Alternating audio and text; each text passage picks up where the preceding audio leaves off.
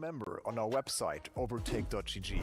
It's not just about the daily news, forums, guides, and downloads. It's also a vibrant community. Premium members enjoy extra benefits such as an ad-free browsing experience, special community deals, discounts, and Overtake Turbo, which provides setups, coaching, and one free esports setup per month powered by Track Titan. There is also a racing club where you can race with great, fair people without worrying about your driver or safety rating. And if you love unboxing sim racing gear just as we do, there's a premium member giveaway every month. You can win pedal sets, handbrakes, and nice steering wheels.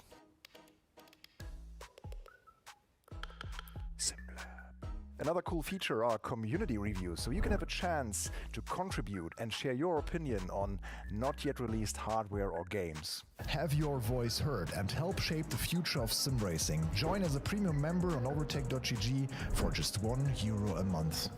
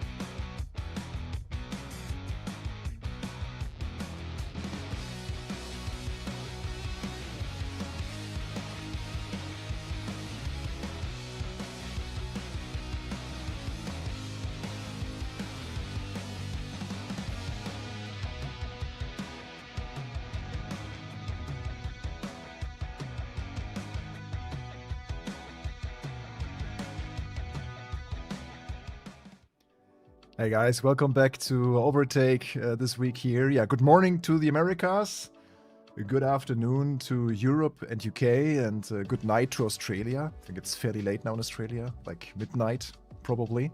So yeah, welcome everyone, and it seems like my title already caused a little bit of a debate here in the chat.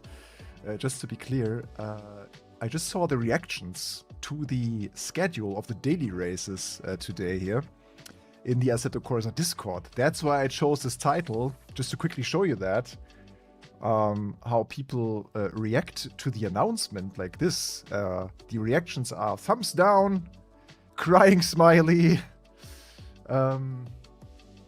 facepalm, being tired of it, even puking. I mean, it's just the announcement for the daily schedule.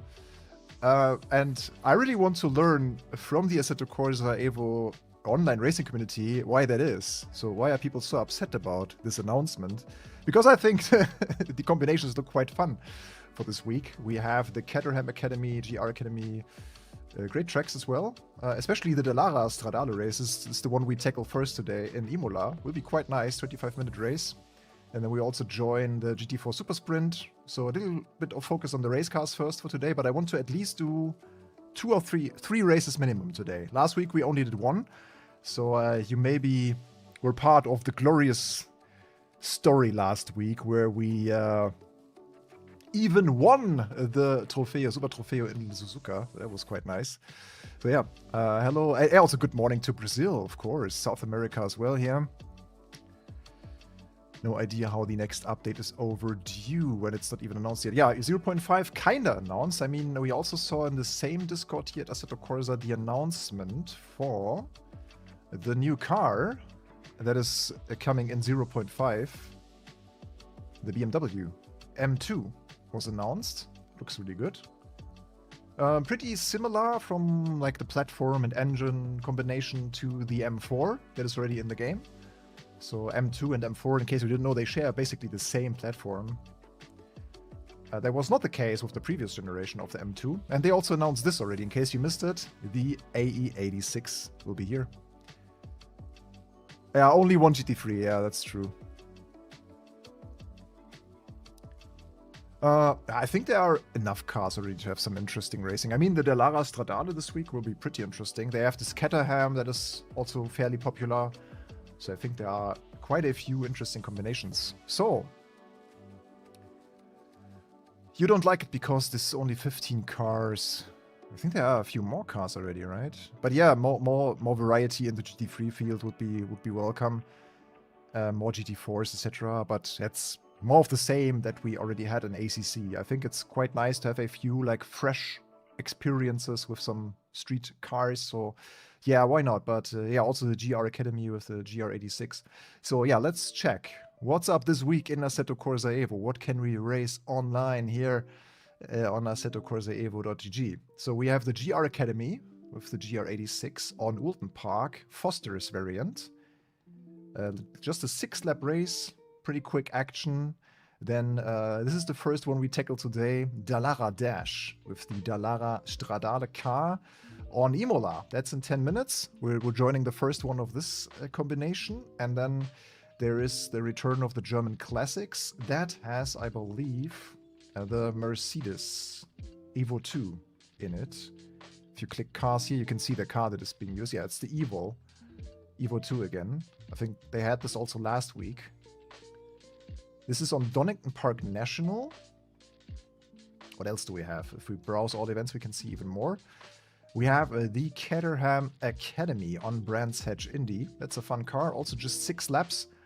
We'll maybe take on that as well today. And then another interesting combination, I think, is the Lotus V6 Cup.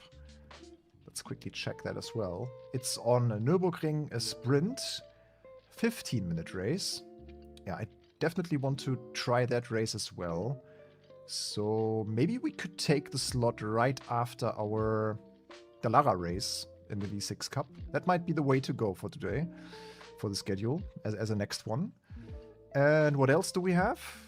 GT4 sprint on Bathurst, Mount Panorama, a 25-minute race, only Cayman GT4s. And then there's the GT3 Sprint Cup on Road Atlanta. And that's also a combination I definitely want to tackle today. Does it line up in a way where we can take it maybe right after the V6 Cup? Yeah, we could take the V6 Cup at 3:30 p.m. local time and then jump into the GT3 Sprint Cup maybe. So 4:20, we can go into that one. Okay, yeah, more chat here. Is the free roam coming with the 0.5? I doubt it.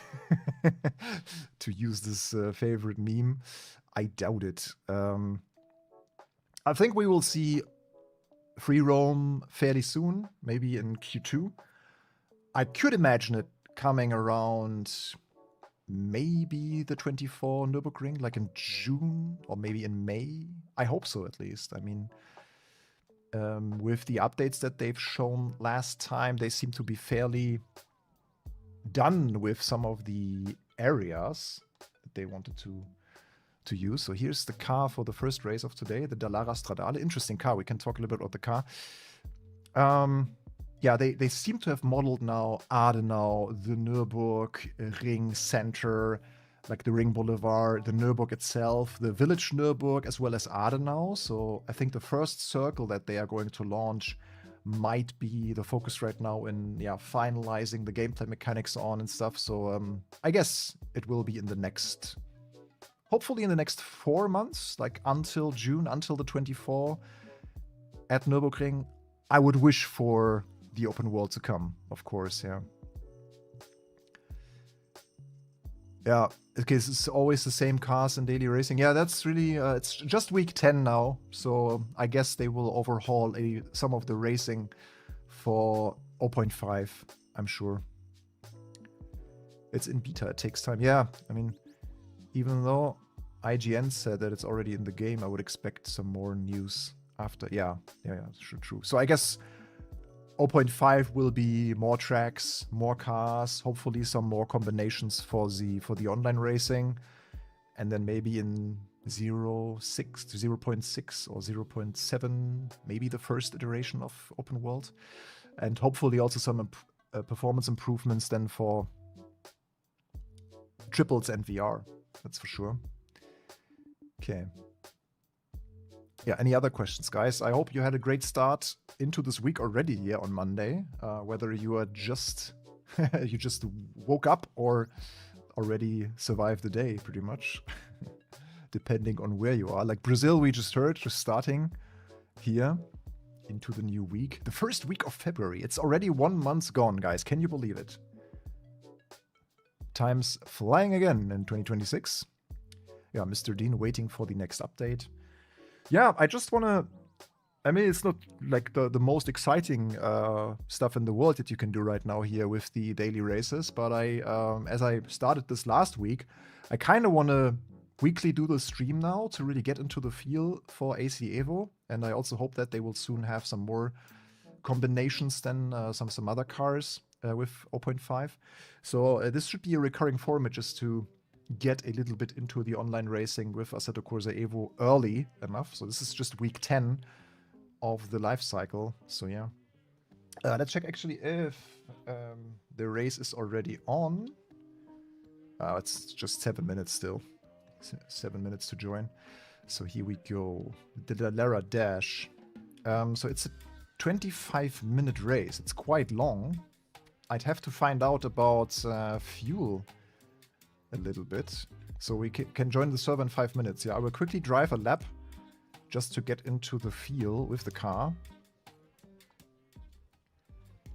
Let's go on Imola. Yeah, it's already...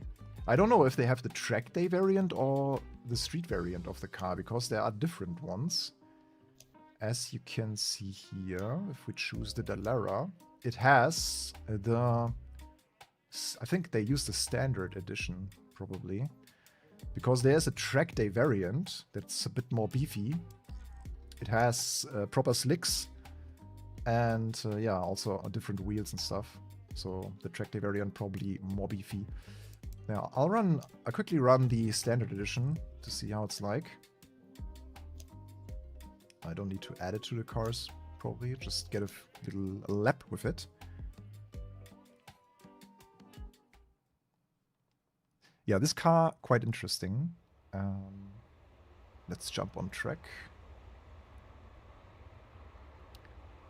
They can't use, yeah, you can't even use your own cars. Okay. Yeah, this car, can quickly take a look at it. This car is interesting. It's really a dream car. It's a proper track spec car, kinda, and very lightweight, 855 kilogram. And it features an Ford EcoBoost 2.3 engine, the turbo engine that you might know from the Focus RS MK3. So this 2.3 turbo banger, in this configuration I think it has 400 horsepower. And it's done by Dallara Automobili, Italian car manufacturer. You might know them, Dallara. They are also doing chassis for several like prototypes and formula cars and all of that.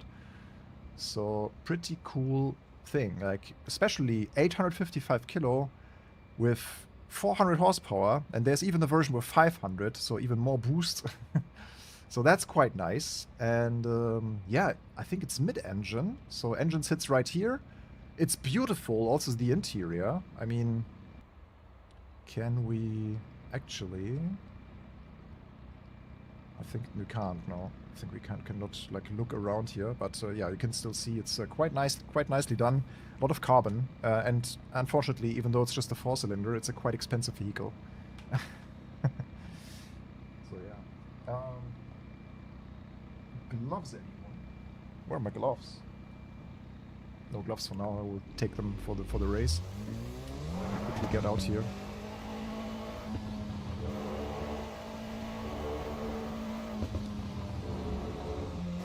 So that's Imola. So this has only the supercar tires, whereas the track day variant has slick tires. That's already a big difference. So this will probably be a proper dance against the grip level of the sports car tire or supercar tire.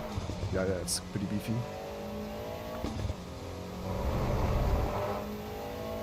I hope there are a few people signed up for this race. Otherwise, you could still sign up, even now. If you want to join me here for the on-track action, also for the next one, maybe. Because these lobbies or these like daily racing sessions are not as crowded yet. But last week, we had a good competition in the Super Trofeo, so hopefully there will be some people here today.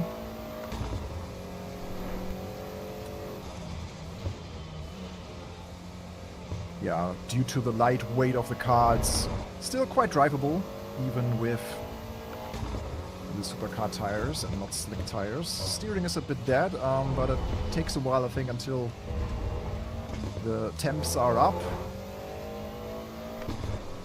Pretty cold tire still.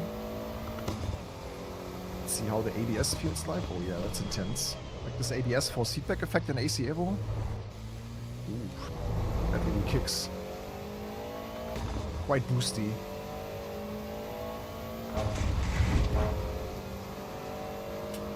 I hope sound is okay.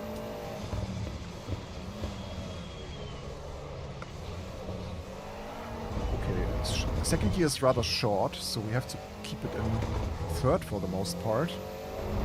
Here on Imola.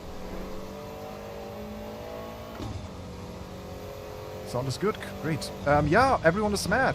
That's really intended as a question, and it is a question, because I showed you guys the Discord and the reactions to the announcement of the daily races. So some people seem to be really upset if you look at the reactions, like the emojis that people use to react to this schedule announcement. I think some people are just fed up with the ever-repeating cars and classes and whatnot, but it's only week 10, so I don't really get...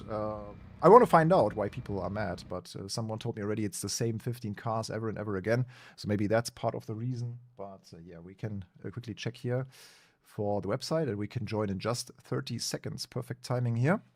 Sound is good. Great. Yeah, that will be the first race, 25 minutes. I have no idea how much fuel I need yet. Oh, it's really only 3 entries? No, I hope it's more. It's 13. Okay, 13. So we have a proper race. That's nice already. We are in as well. We are the silver driver. One of 2 silver drivers, actually. So, yeah, hopes are high. Expectations are as well.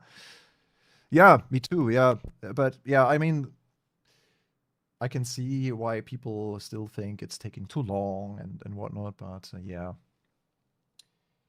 It is what it is. Where are my gloves? Where are my racing gloves? Otherwise I get pain. Hand pain.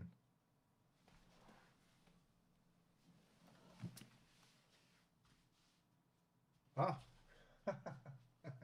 They were so close. So close, but so far. Okay. The gloves, I should have just... couldn't someone tell me that my gloves are just here? I'm like searching for them everywhere, and they are just next to me. Pretty good. Okay,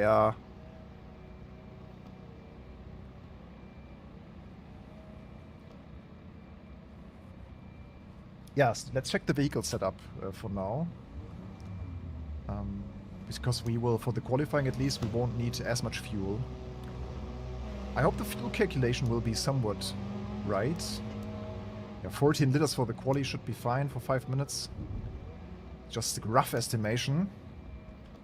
It's a very short practice, just 5 minutes. Everyone has a yellow Stradale. And it's indeed the supercar variant.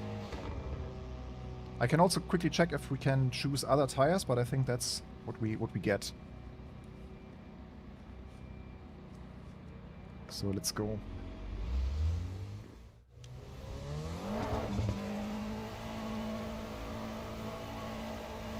More racing class from same classes. Yeah, I absolutely agree. That's really missing.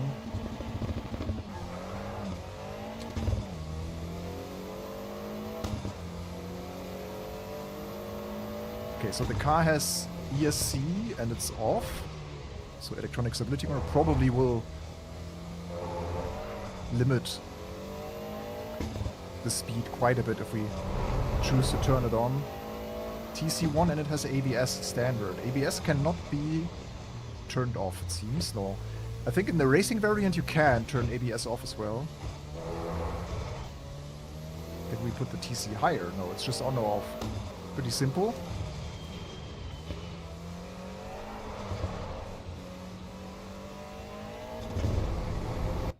Okay.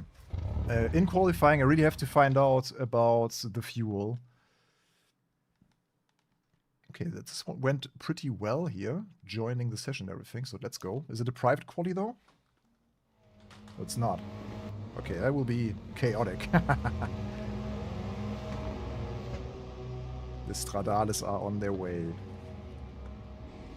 11. We are 11 again, like the same number that we had last week in the Super Trofeo. Imola is a lovely track.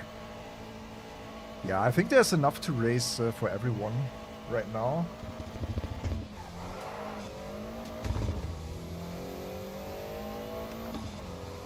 Let's get a clean first run here.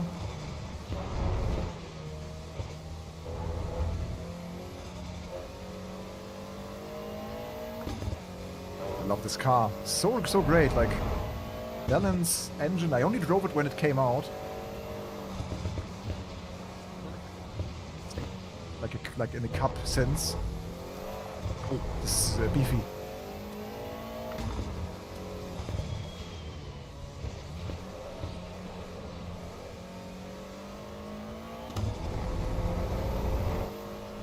Died. Yeah, now it's back. Still this preamp issue that I have. It's a bit annoying.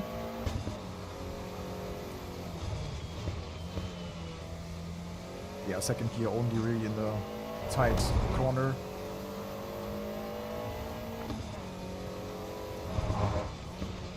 Oh, if the netcode is good, it will be a lot of fun. Let's go.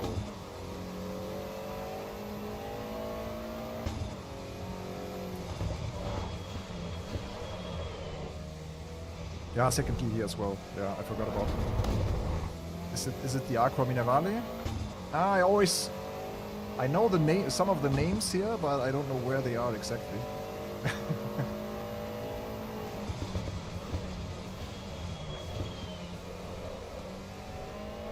Yeah, you can really feel the weight of the car bouncing back and forth under braking.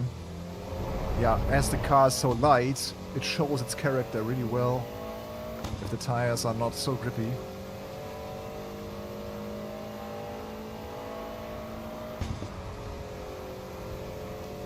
Okay, first timed lap. Let's take it securely. Third gear here. Yeah, tackling curbs is something that I found last week is really enjoyable already here in the AC EVO. Yeah, we might take this position here.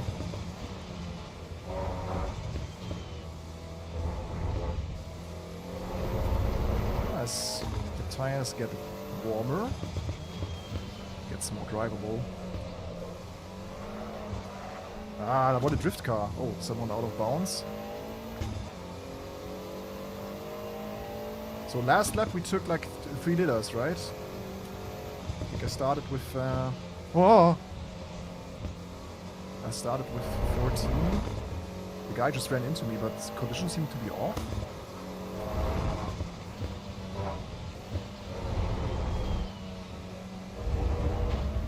Track limits? No!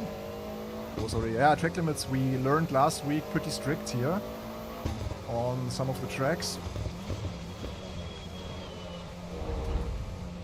It really helps being constantly on throttle to stabilize the car. Like a little layer of throttle helps really.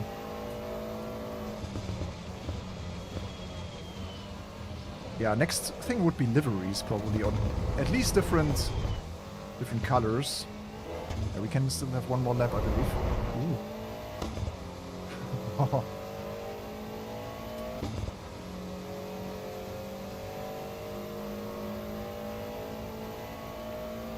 A bit of traffic now. That's not so cool. Oh, we are 13 in the meanwhile. Just took him on the inside here in qualifying. Nice. Oh, full throttle. Really need to avoid those track limits this time. Okay, 2.7 per lap. Oh, shit. Oh, okay, that's it. No vetted lap. Pretty hard to get a vetted lap here in this short time frame. You really have to be without traffic and on point.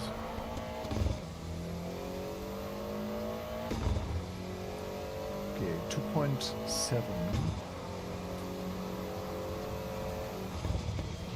Laps are around 150 it seems.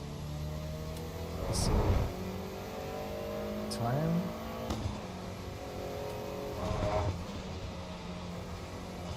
And last week we also learned another thing. Like how the cutting system works, because we learned that some people received penalties, time penalties, and it seems like if you have more than one track cut warning per lap, you receive a +5. I hope it's something that we will not test today. So I safely got away without a time penalty last week in the Super Trofeo on Suzuka.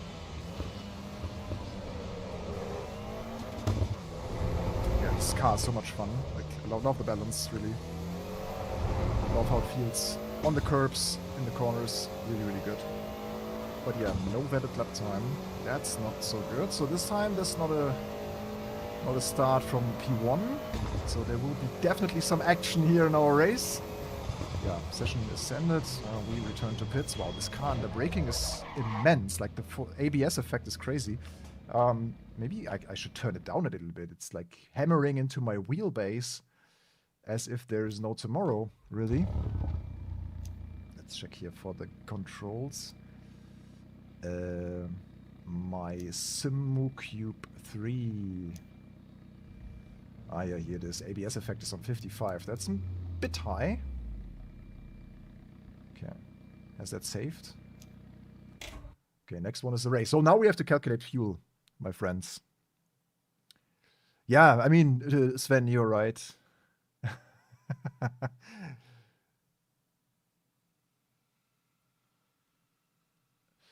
As an absolute pro.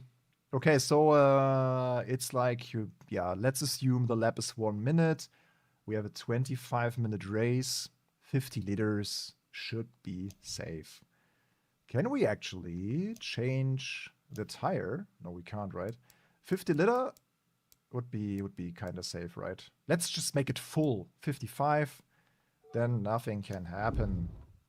Hopefully. It's probably way too much, but we will then find out.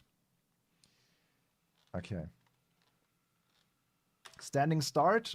My clutch is engaged. Oh, it starts already. Oh my god, I have to hurry up. Ah!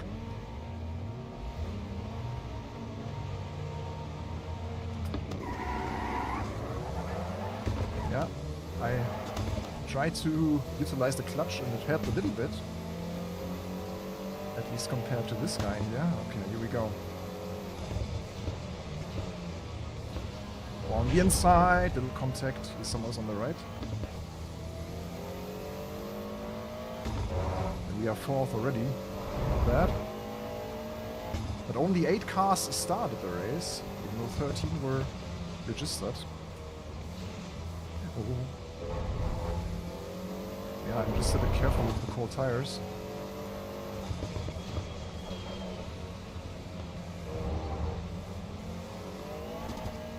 Oh, beefy.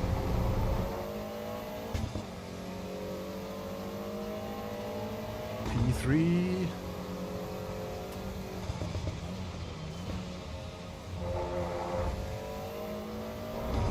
So it's Richard and Miguel. Chasing. Okay, Miguel already got a +5. Seems like he had 2 track limits already in this lap. He also got quite a gap already.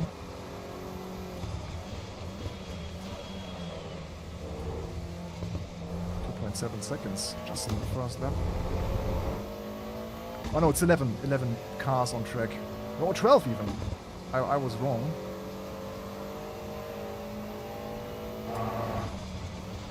Oh, Miguel gone wide. Oh, chance to... Oh, he got it +10 already. Oh my.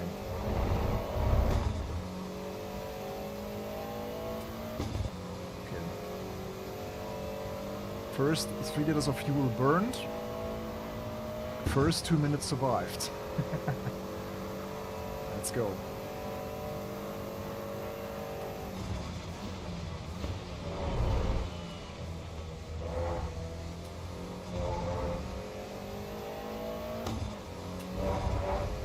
The lift. Just to stay within the barrier. The barrier. The track limits. Within the barrier would be pretty bad.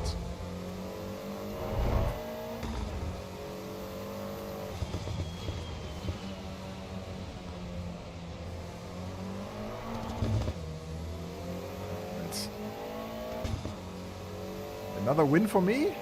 Let's go. I'm in for it.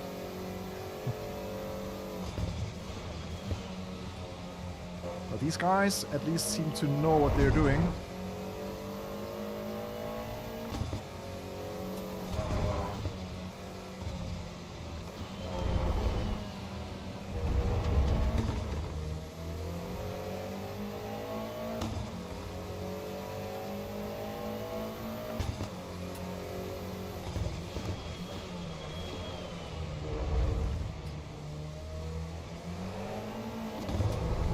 Yeah, I wonder what the price for used Dallara Stradale is, but I think it's astronomically expensive. I saw it only once in real life. I think someone was running the car on the Nordschleife for tourist drives last year. A white Stradale, if I remember correctly. It was the first time I saw it really, also on track. Glorious.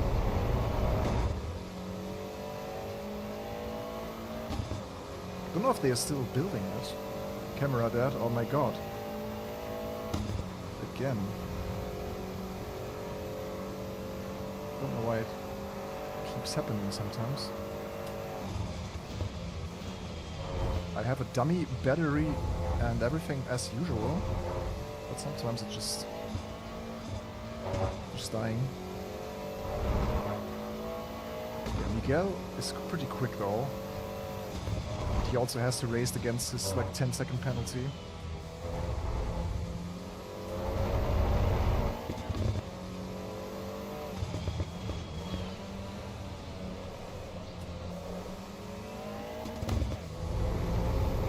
Yeah, true. Not a new ACFO update, no. It's just the new weekly races that are always dropping on Mondays. So a fresh set of different combinations.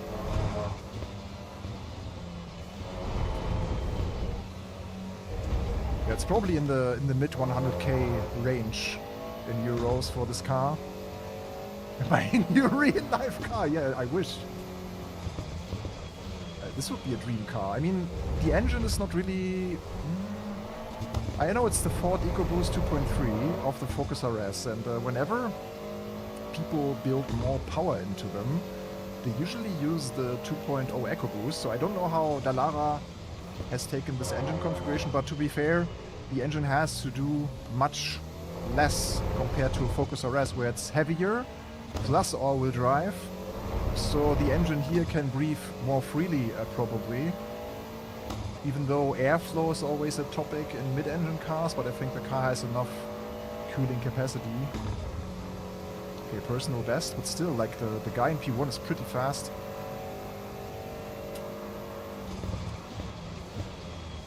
Have to find a few places here where I can gain a bit more, also to the guy in front. But as the tires are warmer, the car starts to work really well. This is where I can shave off a bit here, yes! Aggressively. Into the tight turn here.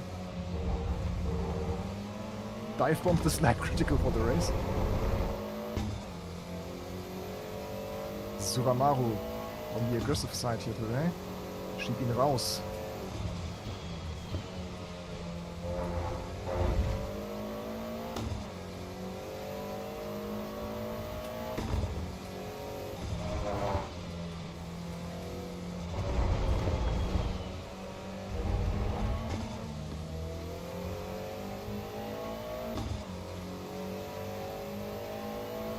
Probably I would take less fuel next time. I think we just took too much.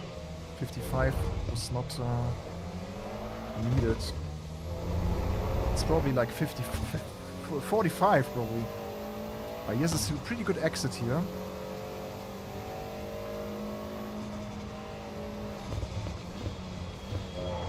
I feel like I'm a bit better on the brakes and he's better on corner exit. And we have another guy pushing now from the back.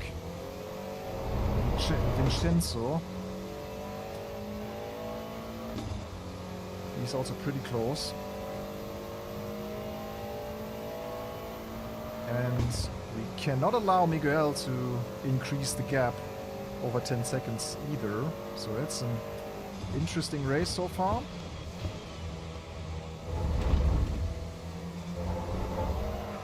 Yeah, this car really benefits from being smooth on the throttle. On corner exit here. It's a real driver's car. So this is where we really get close to the guy in front. To Richard Barrett. Hey, Snow Ollie. Man, I love snow owls. I just saw them a few weeks ago. We had a little walk in a wild park. Is that how you call it? Wildpark in German. I don't know if it's a wild park. But I saw some fluffy snow owls there. Lovely creatures. And the guy in the back. I'm a bit afraid. Oh. It's our chance. Snatch P2. We shouldn't lose too much time. But on the brakes, usually it is where we... Yes, we got him. And only 3 seconds. Oh, he has a plus 15 now even, Miguel. So we are technically the leading car.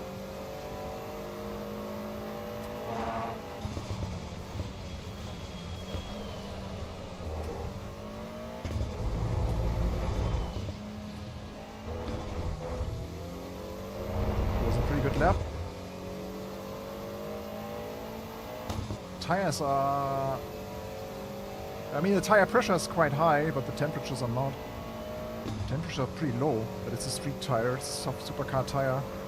Maybe it can take a few more bars.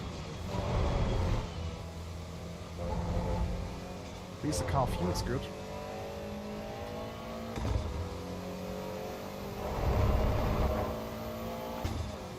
Yeah, if this car had a V6 or 5-cylinder turbo from Audi, like if this had the Donkerford engine, 400 horsepower Audi 2.5, that would be the dream. KDM also had this in the KDM Crossbow.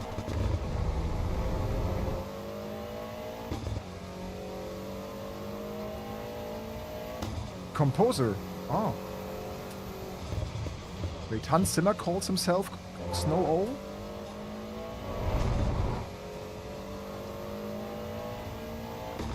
Didn't know that fact about Hans Zimmer. It's late on the downshift here.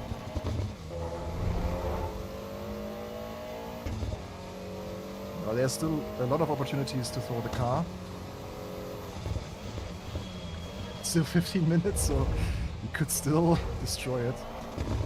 He got plus 20 like Miguel, basically. He's quick, but why is he so bad with the track limits?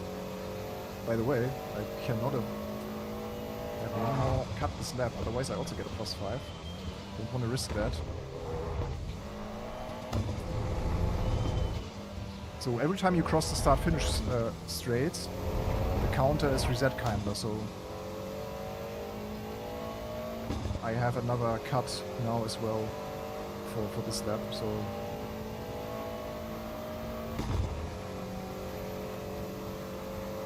it's one free cut per lap.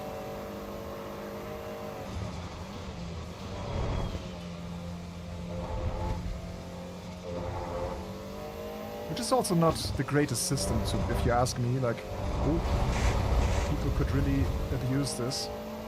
This was not a cut. It was just an off-track. It didn't give me a cut warning that, but man, this car's like driving on the razor edge. I could easily throw it, really. Just the wrong steering angle, too early on the throttle, and it's gone. Yeah, the time penalty gets added after the race. I'm pretty sure that's not the final system that they intend to have for online racing.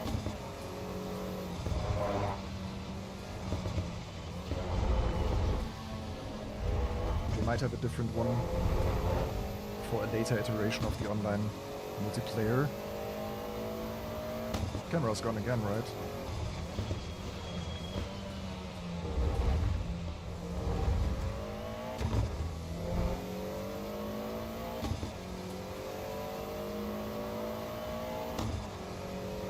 Yeah, the track limits are indeed brutal. You're not really allowed to extend to a big amount on the outside, so... No, we're doing good. I think Richard in P3 also has a good pace, but he's not as good on the brakes as we are. It's also not too easy to be confident here.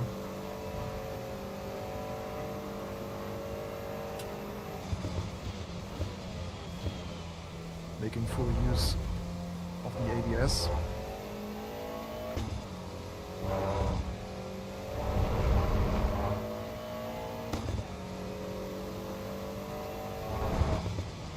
It's interesting because I think the racing version of the Stradale also has a different ABS system to suit the slick tires.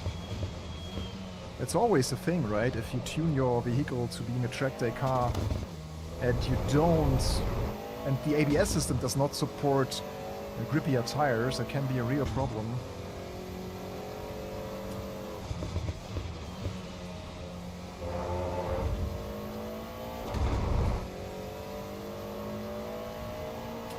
Especially if a car is not intended to be a sporty car from the beginning, right? If it's a standard street car, it sometimes just doesn't have the ABS controller to deal with more grip, because they never intended to have the car being run on the racetrack or anything. We're even catching Miguel now, it seems. Still 10 minutes to go. Yeah, fuel-wise, I think we're more than good.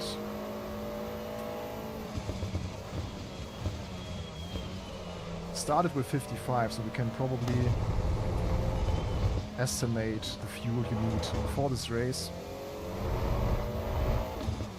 Yeah, this time, with this live stream, I want to extract some of the most valuable information for people who want to try this and bring it like as a short. So, what are the races? How much fuel do you need? Yeah, 26 thumbs ups is not a lot. Let's have a deal. If I end up as the winner of this race, everyone has to thumb up.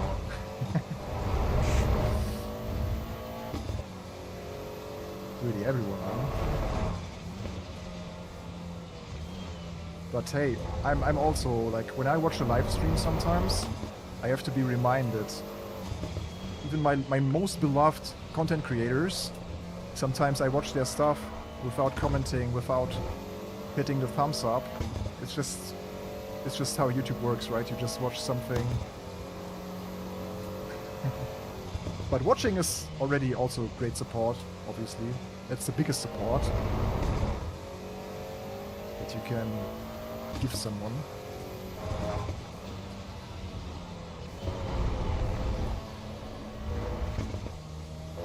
I think we can risk staying in third gear here.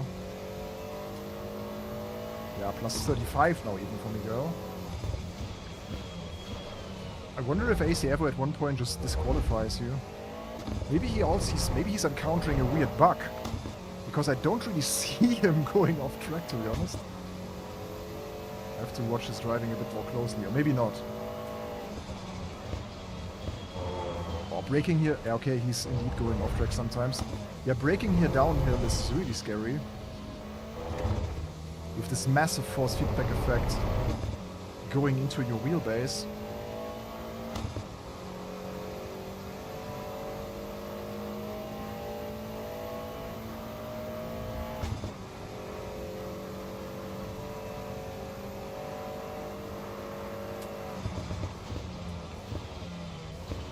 I'm, by the way, still testing here today in this live stream also the brand new Sim Cube 3 Sport 25mm wheelbase.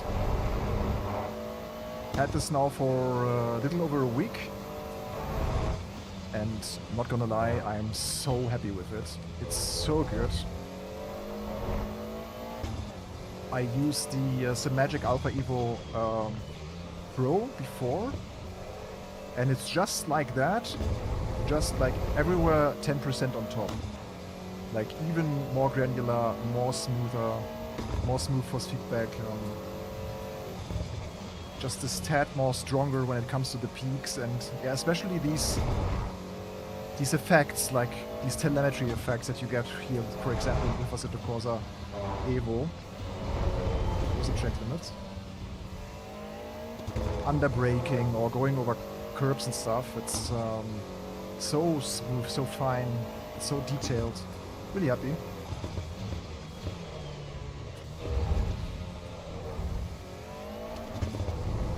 Okay, 6 minutes.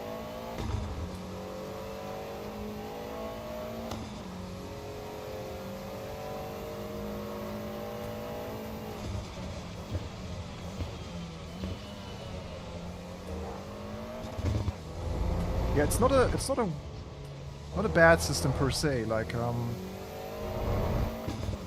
do not always get a track penalty, for example, just for like having a mistake or something.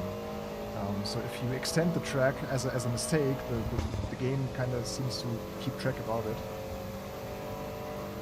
it. Yeah, I can answer you the question, because if you look in the Assetto Corsa Discord, under the announcement of the new set of daily races, and then see the reactions of the people, they are super negative, like thumbs down, puke smileys everywhere, so I didn't quite get that, and I just wanted to ask on stream what are people's opinions, and why would they be upset about an announcement of a daily racing schedule? Don't really get it. It's really drastic. Hello, Hero Foxy!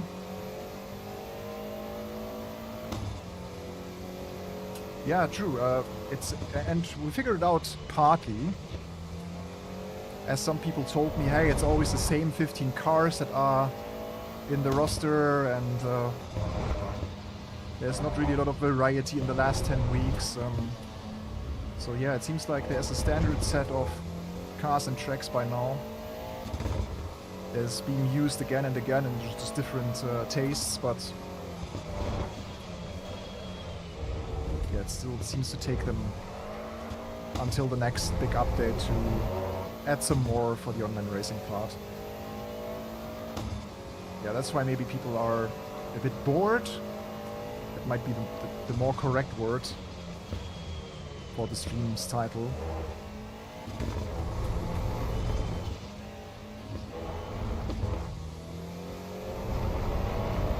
But for me this works perfect, like just cherry picking the 2 or 3 combinations that you like, just run 2 or 3 races throughout the week. It's enough for me to keep in touch with Assetto Corsa EVO kinda.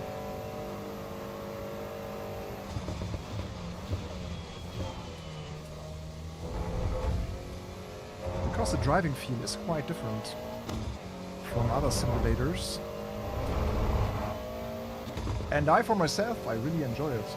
I feel like the cars are really lively. The concepts and the tires do really make a lot of difference.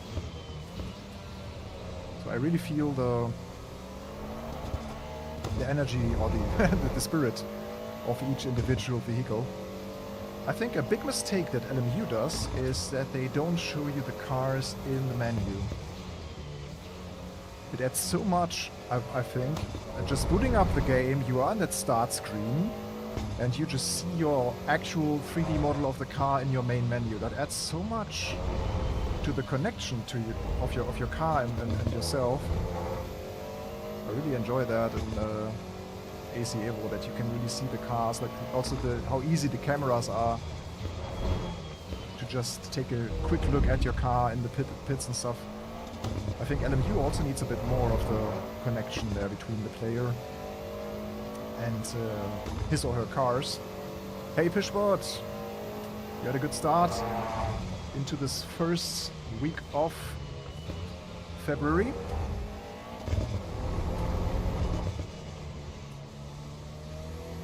Yeah, another month's gone.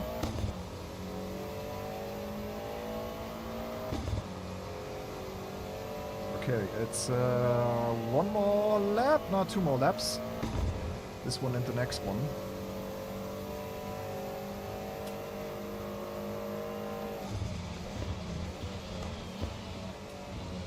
Yeah, it's not necessary to take the spot because he has a 45-second penalty, this guy. So it looks like we're the winners. But to finish the race, you have to finish the race. I wonder how we can be like comparably quick still while being off track all the time. He's just really pushing it. Yeah, it really does. René, I agree.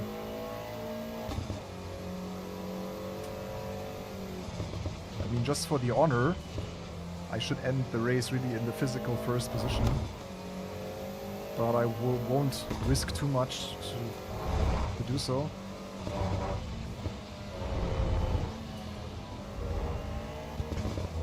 Didn't I say that third gear might be feasible here? I think the downshift is even quite risky to second. Because it's such a short gear, it could easily lock up the rear. It's even a rhyme. It's such a short gear. Even break the traction of your rear.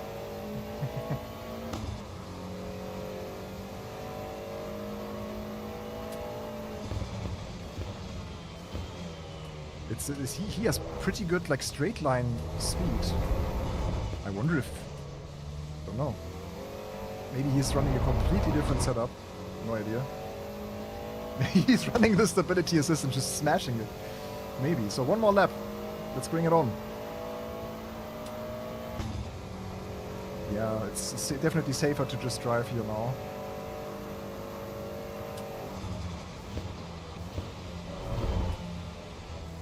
Stability assist should not allow you to be faster than people who do not run it.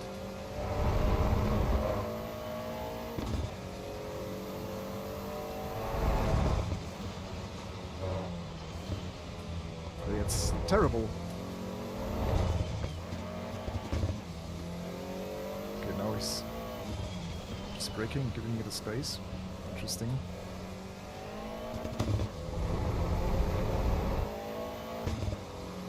It was pretty strange.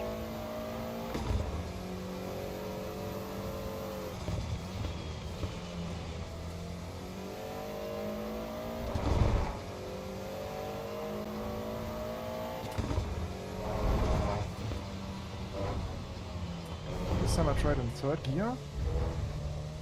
Yeah, it's really in between. Like, if you nail it, I think third gear is the way to go.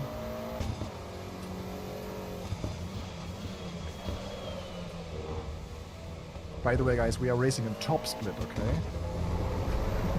Split 1 out of 1, but still considered as top split.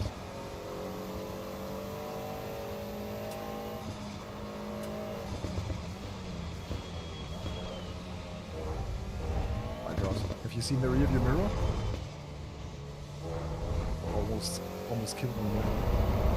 But hey, here we go. Clean record capped here. The second win in Assetto Corsa EVO. What a day. What a race to start the day. Whoop whoop. Yeah, the cam. Yeah, gotta fix that. It happened. It started happening last week in the LMU stream. Yeah, congrats. Also, as I think Sebastian Laurent would be second. Yeah, Laurent Dudo. Thumbs up, guys. We had a deal. We had a deal. Thumbs up. If you have to close your window or minimize the window or whatever now, whatever you're doing, go to the YouTube tab, thumbs up. We had a deal. I mean, it's a pretty one-sided deal if I told you to do so, but yeah. Here we are. First victory. I quickly have to check for the page. for the Assetto Corsa online page if we have to register for the next one immediately. Don't want to miss it. So what is the next one? The 340, we have the GT4 Super Sprint. And also the... Yeah, there are 15 people registered for it, so I should take it, really.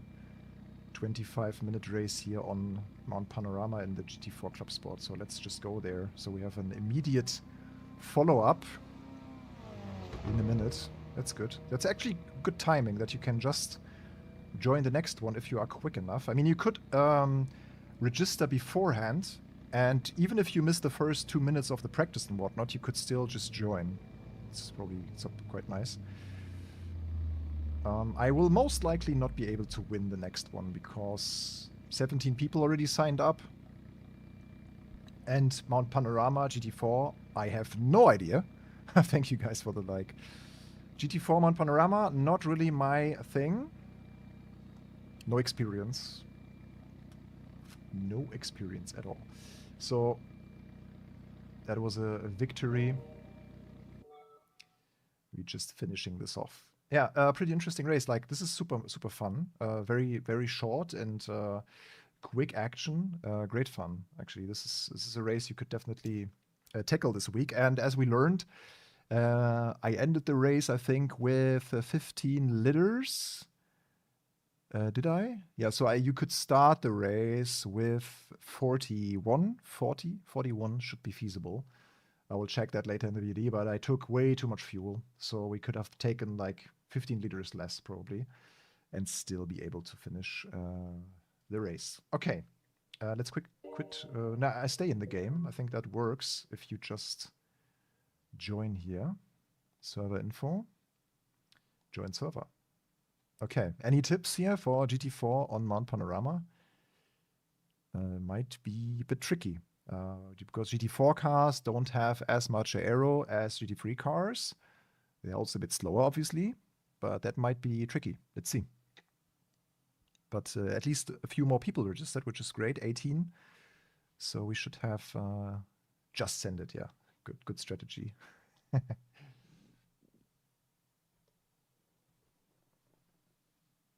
And if someone owns the Dallara Stradale, please hit me up, yeah? If you want to take me for a spin in your Dallara Stradale. I mean, the chances are very low that out of the 80 people that are watching, someone owns it, but you never know. High risk, no reward. Sounds good. 19 liters. Can we change the tires? Slicks and wets. Okay. We have TC and ABS. Good. Aero. I'd say we run a little wing like 3 degrees. Maybe a bit more aero could help. On the hill, on the mountain. The tralala. The tralala lalara. The lalara tralala. Was it blue? I remember also seeing a white one. The tralala. Oops, what did I do? Oops. No, that's horrible. I want to reset everything. Okay, it seems to be alright. A bit higher, maybe, the seat. Yeah, this is good. I mean, you could drive like this. This might be the most. Oh, the camera died again. This might be the most visibility, but it also looks rather unrealistic. So we'll keep it at 3 centimeters. Okay, we are going to the quali. Yeah, the camera just keeps dying. I don't know why. Could quickly try and fix that. And with plugging the battery in and out again, it sometimes helps. Let's see if it now works in a better way.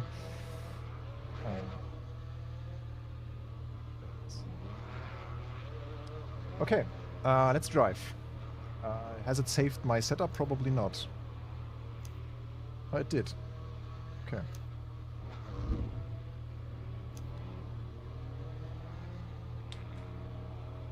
Yeah, 5 minutes means we can only do 1 lap either way, so let's just get the traffic off. Hopefully no one will block us there on the mountain. I, of course, revealed the 2026 WEC helmets. Everyone has gone gold besides Modena and Fukuoka. I've spent too much time in Japan. Fukuoka, but it's Fukuoka. Fukuoka. Okay, Cayman GT4. I don't have much seat time in this vehicle.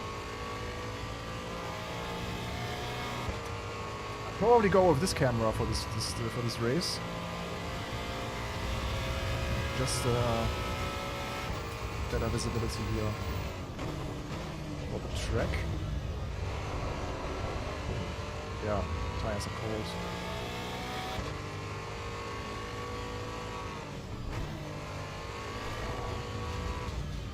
I hope Emily is not watching, but it should be like 1:30 in the night now in Australia, so probably not. Otherwise she would be very disappointed with my on-panorama driving skills.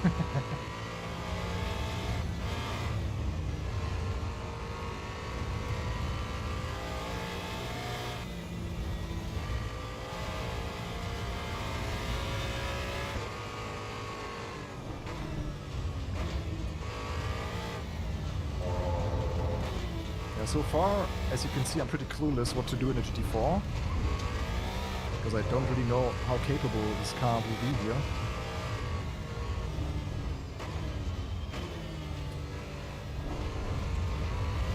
But at least I got a good feeling. Not too bad. Send it harder down the hill. Let me find the limit from the lower area of the spectrum, kinda.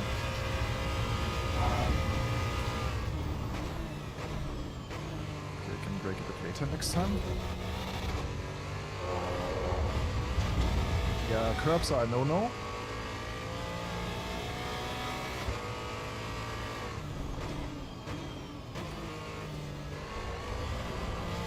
Okay, this will be our only qualifying lap, the one and only.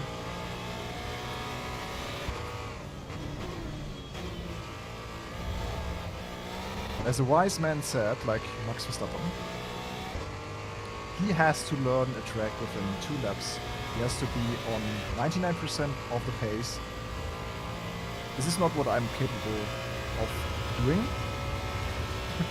but it should be like that. Yeah, in case you have not seen the video where Max Verstappen drives in this Mustang GTD, I highly recommend it. He's sharing a lot of cool, like, of his mindset.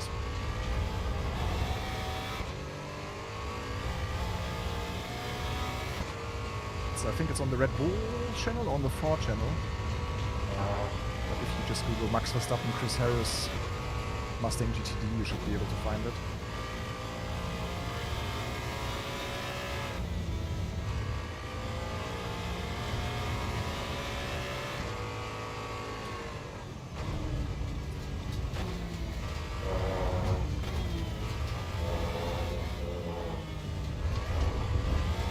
Send it a bit harder, it works.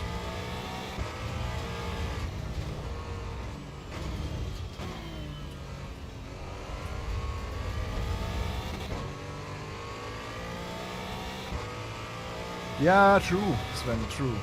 That's the only point that I disagreed with a little bit. That he absolutely hated front-wheel driven cars, but hey, that's just his opinion, and if I was a Formula 1 champion, maybe I wouldn't give a damn about front-wheel driven cars. The only part that really annoys me about this is that he advertised big time, of course, for the Honda Civic Type R just two years earlier.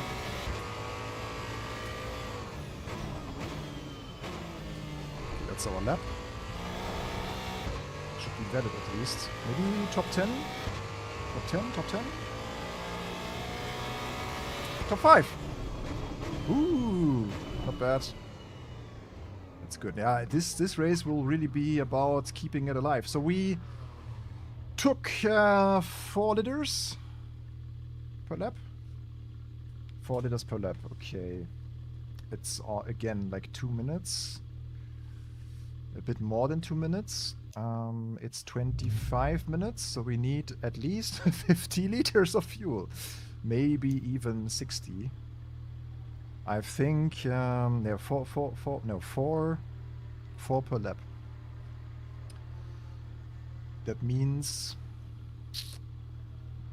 yeah, the camera is still dying. That means we need 25 times 4. Yeah, we need a good amount of fuel, like 80, 90. 4 liters times 12. 4 liters times 12 would be 50. 48.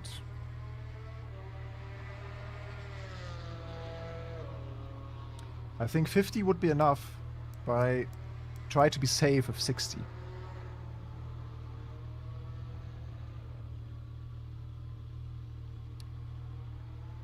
What do you mean, Skeetser? Same results as me. For some reason, Raceroom has the best version of the BMW M4 GT3 Gen 2.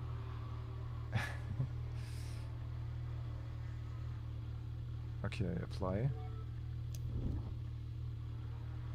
Okay, some last lap overtime. You can't see it, but it's just 50 seconds.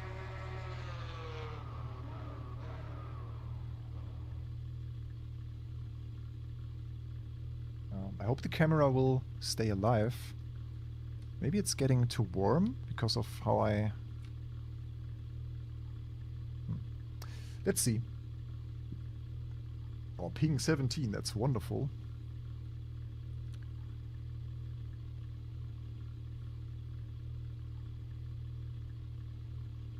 Okay, here we go. Second race of the day, Cayman GT4 on Mount Panorama. And we start from... Where do we start? From 5th position? 6th? 6th position, I think it was. It's a bit... Oh, no, we are 8, actually. My camera is covering that. 8th place, okay. Let's see. In terms of grip and car control, you can even get hit and maintain control. You mean the collision system in Raceroom, like the netcode? It's really drivable. Yeah, really good racing. We had it last year with the Super Touring cars. It's really nice how you can have even contact, like in classes like the touring car classes. Is pretty nice. What kind of TC level would we run? I'll start maybe with what is the maximum, by the way? 11.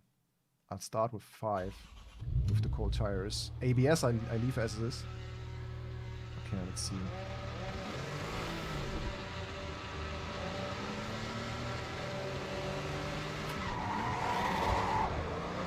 Yeah, TC hammered into the system in the second gear.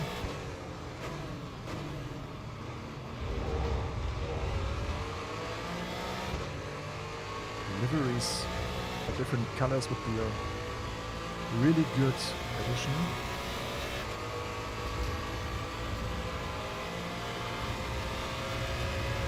Yeah, René, we desperately need a stream of you in the Need for Speed. Almost got killed.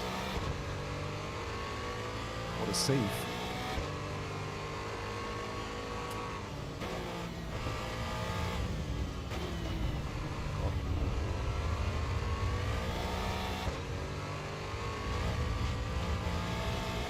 Oh!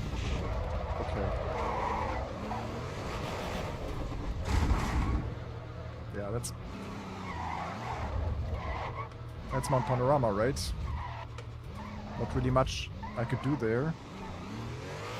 Let's see if the car is somewhat usable.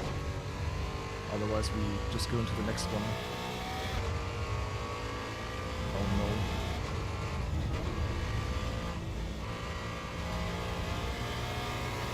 What? Why am I? Yeah, I mean I tried to kind of get out of the way and save the car, but it was not my fault initially. I just also crashed into people that crashed. So what can I do? But I'm really sorry if I ruined someone's race, obviously. That was not on purpose.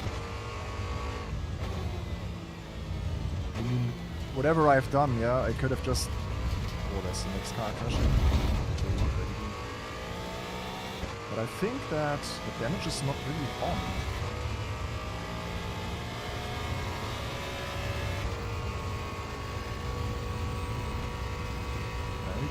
We are going. Let's see.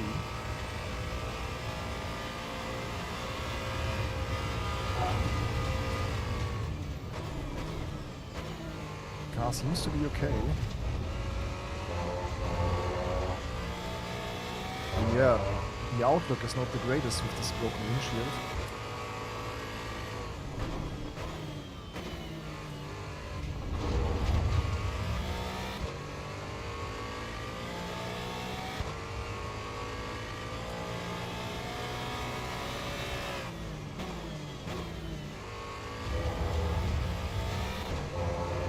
Just try. Never give up.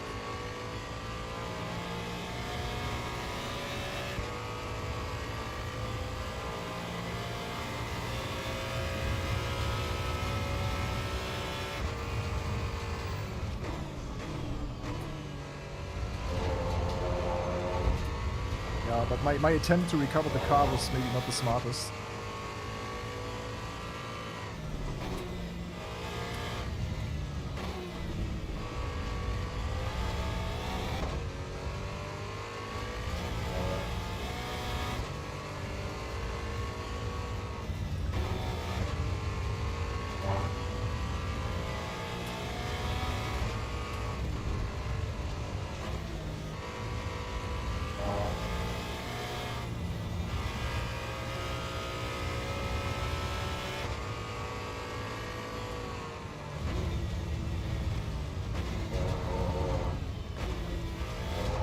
Downshifts sound really good. I just can't wait for more GT4s. I think GT4 is a really underrated class of cars.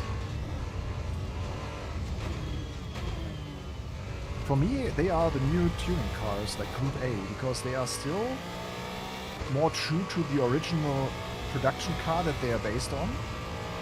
And at the same time, like built into racing cars. Like if you would have like 90s Group A cars, the closest to this would be a GT4. That's why I really love them.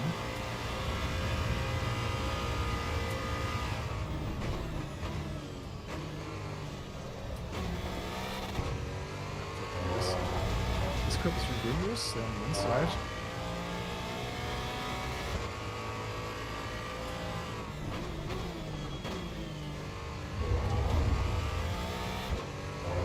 What's up with the camera?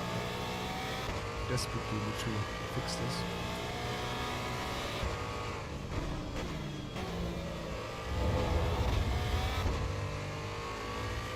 Does the sim also have where we did adjust the shift change field? You mean like a force feedback bounce when shifting?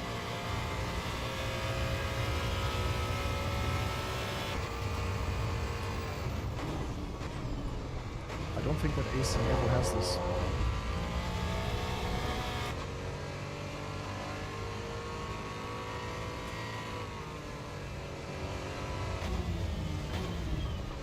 But I also quite like that in Race Room, if you have it a bit subtle.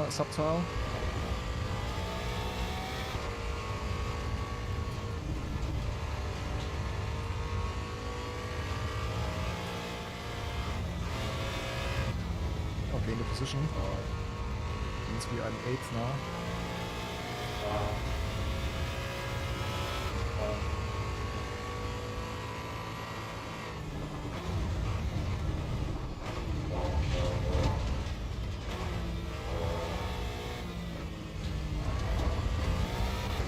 Yeah, the car definitely has some damage. It doesn't feel as tight as it used to be, but it's not impossible.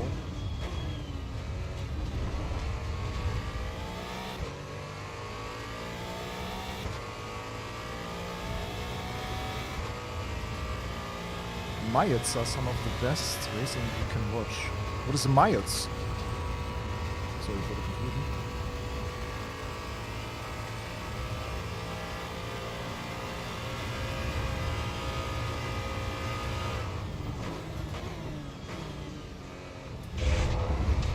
Either way, the curbs. Oh my god, the chat. Oh my.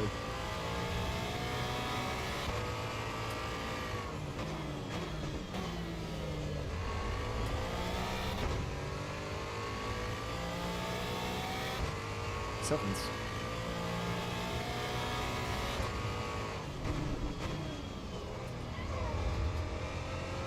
Oh, we see a lot of cars now. There's a good chance to still gain a few positions. We are just 7 seconds behind.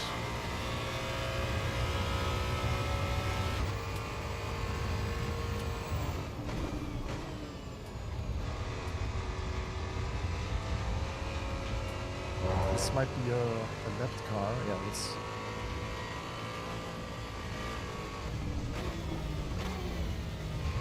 Yeah, the downshifts are so satisfying.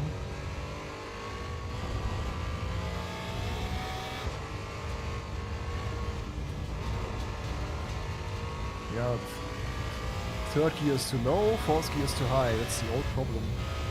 Sometimes with...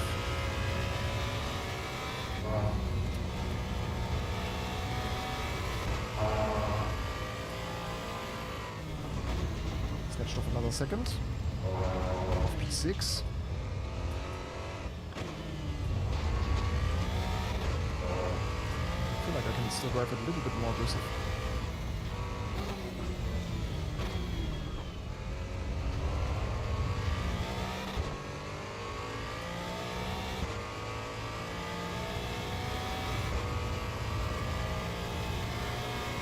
Still don't know what mites are. Mites.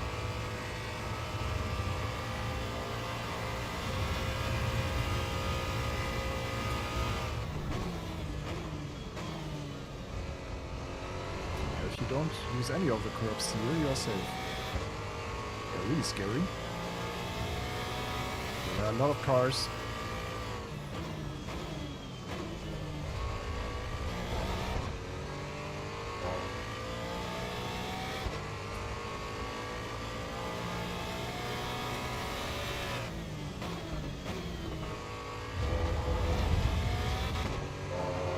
Okay, only 5 seconds to Andy Gröbi in P6. And considering the start of the race, that we are now sitting in 7th again, yeah, the downshifts are really good.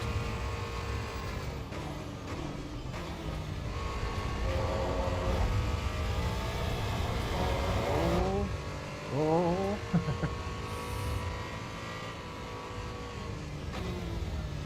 Oh, ouchie. Yeah.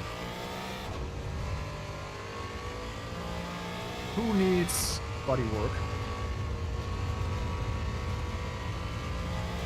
Noodle man. So many noodle men. It's quite nice how they packed the whole track with like spectators, like here uphill. There's a lot of audience on track. Yellow. There was a car.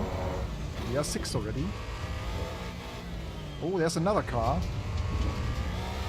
This is a massacre.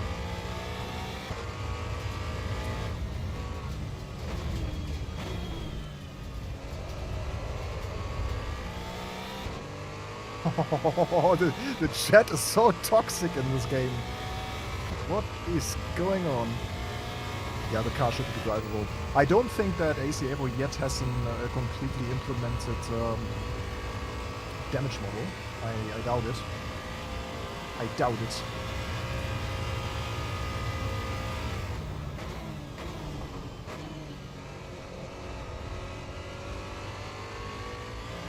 still... Oh, we are in P4, P5 already. So we could still make it to P3 even. Imagine us ending on the podium. I was so close to giving up when we spun on the mountain. And now, like, the podium isn't reached. That's why you should never give up.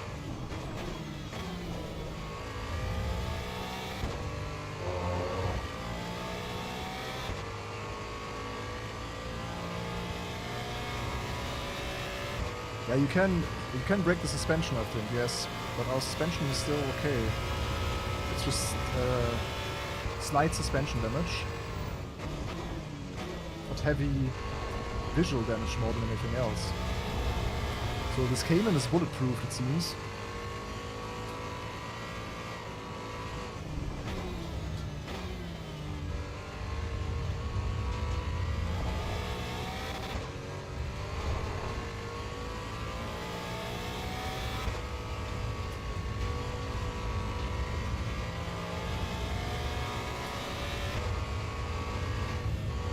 But I love how the car feels and drives, like in general, the baseline characteristics of the GT4. It feels much more alive than ACC. Yeah, it's just more dynamic, more happening, you know. Really good. So once this class becomes more interesting with more cars and more competition, this could be one of my go-to things to do in AC EVO. Okay, we are 4th now. People seem to really struggle. Yeah, rear suspension might be a danger, you think, yeah? Try to keep it safe. It's still 11 minutes. And P3 is just 3 seconds. Yeah, sure, I'm way quicker than the qualifying just because I just learned the track. It's like learning by doing here currently. And we are P3, apparently.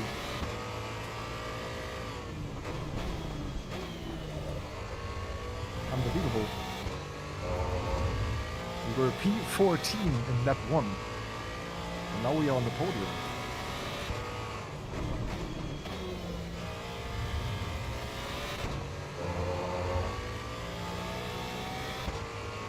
Yeah, sometimes there are certain characteristics of the car that feel a bit off, I agree. Same as my camera. But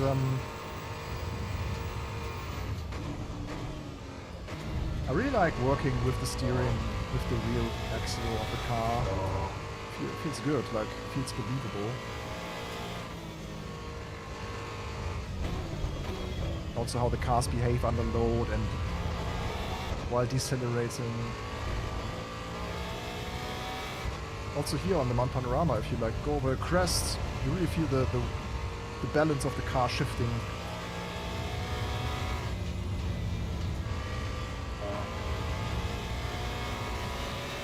I mean, it really helps to have a beefy steering, like wheelbase that can really smoothly translate all the effects into proper force feedback, and that's definitely the case here with the SC3. It's very vibrant, everything that happens here. Oh. Careful. But we also have a good gap to P4 now.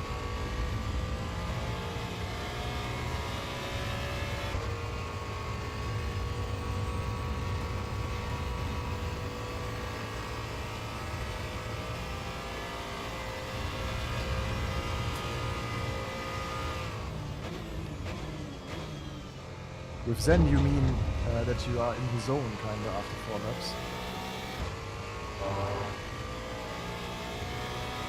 Bonk. Yeah. It's very similar to the Nordschleife in that sense, where you like really become one with the track. Are we making it to P2 even? My god. So the leader is 40 seconds ahead, but I'm in P2. Should we close another deal, guys? If I win this race, You have to create another YouTube account and give me another like.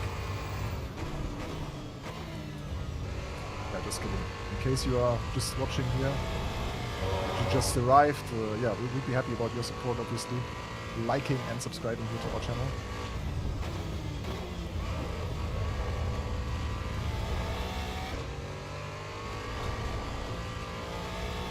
Yeah, if we learned one thing here in this race, and it is just to keep going, whatever happens. It looked so grim and dark.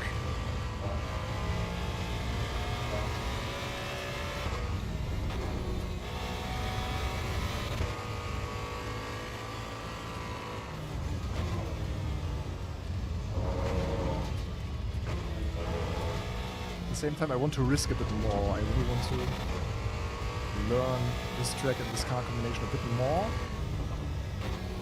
So leaving a little bit of the survival mode, more attacking. Be kind of nice.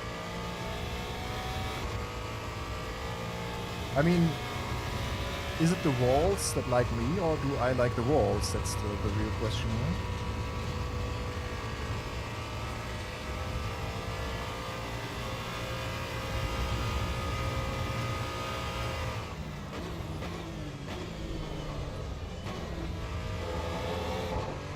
What do our tires say, by the way? They look okay.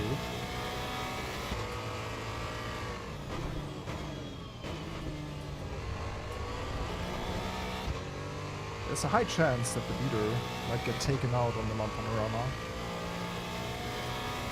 while lapping other cars. Not gonna lie, this broken windscreen also doesn't really help my concentration and visibility, you know. Yeah, Road America is the... Oh no, it's not the next track. I think the next track is Road Atlanta. In the M43. If my schedule planning was correct, it should be the next race that we can take here in the new Assetto Corsa EVO daily races.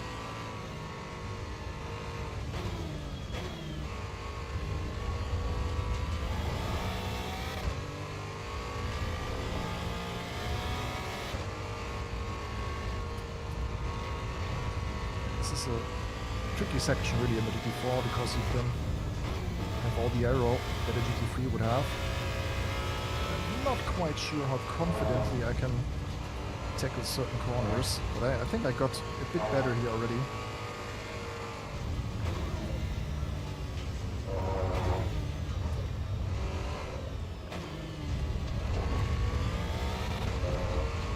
My gap to leader is quite stable. Oh, this will be a touch of the wall. Now the front suspension also is damaged.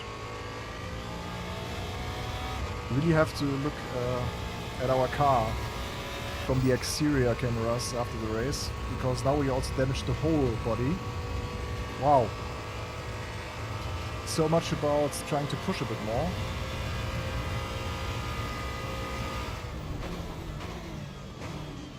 If we can really make it to the podium, this might be the most damaged car that I ever had on the podium.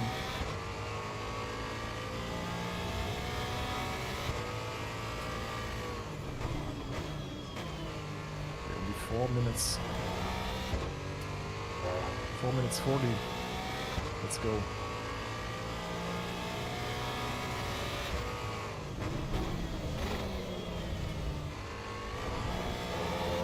You can definitely feel that the aero is suffering a bit.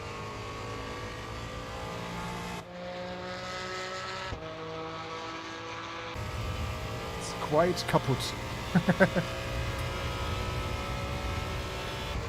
Don't have the top speed either, and it's less stable under braking, and it loses traction more easily. It's definitely taken an impact from the aero damage that we have. Yeah. It's got even more difficult to control. So there is mechanical damage. But we all agree that the car should be way worse even after the impact that we had. I'll just keep it super safe now. Oh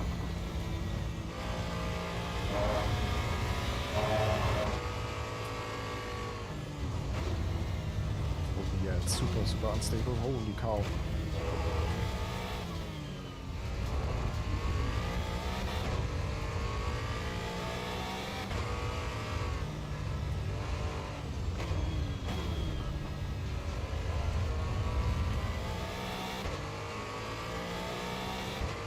Best lap to 10.6 at least, not too bad. I think the fastest lap time was a 2:09 by someone, but this is long over, we can't replicate that anymore. Yeah, I wonder what everyone is doing.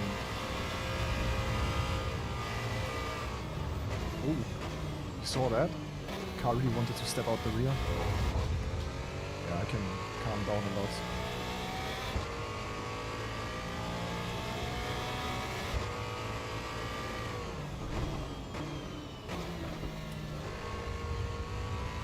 Yeah, 2 more laps.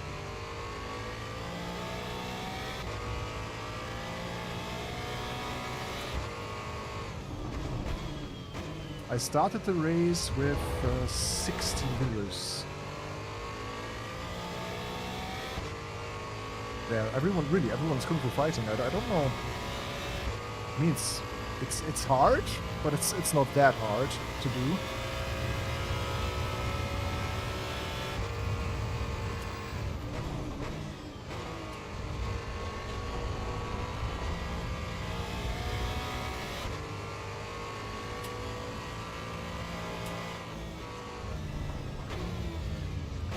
Yeah, so the question is it recommendable for people who start sim racing or online sim racing at least, to start with Assetto Corsa EVO online? I'd say not yet, because there's just not a big enough player base to really get you a proper ranked race against people of your same skill gap. And it also seems to be quite chaotic in some cases. So the quality of the racing might be a bit higher in typing slightly more ultimate, or in the MX-5 Cup and iRacing and such. But this has good potential. Like, I can totally see MX-5 Cup and also GT4 or the Dallara Stradale, especially if you like more production-based cars sometimes. I feel like AC EVO will have a good spot.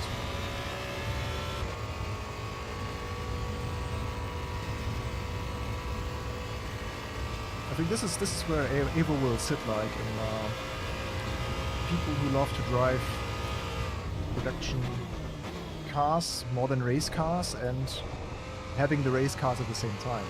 That's a really good combination. So if you feel like racing GT4s, you could still do it. So it's really, for me it would be like 50-50 probably. Driving the classic GT cars versus some interesting street car or sports car or even supercar combos.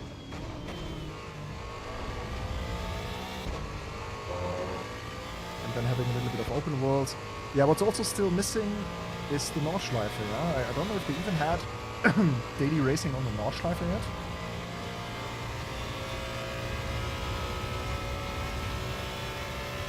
You would believe that AC EVO had their version of Ringmeister. Like, the Ringmeister is a recurring set of races every week with different cars on the Nordschleife in iRacing. It would be fantastic in AC EVO because they have one of the best and most modern iterations of the Nordschleife. So I would really enjoy that as well. Having a weekly race in a different car every week on Nordschleife, that would also be a fantastic combo.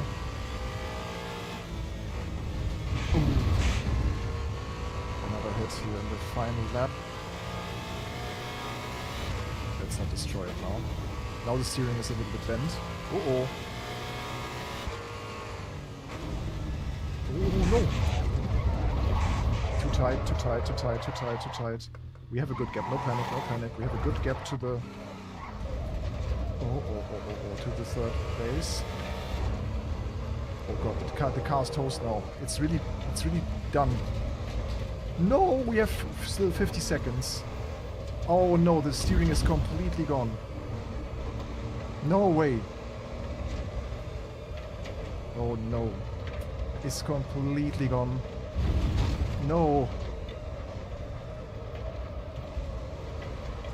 Please. Please. Bit of acceleration. This is the most... We lost the complete wheel somewhere. Top right is gone. It's just an experiment, okay?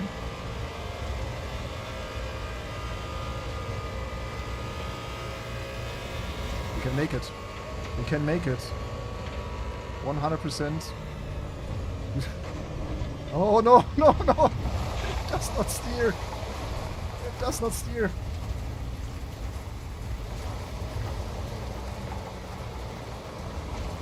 Go!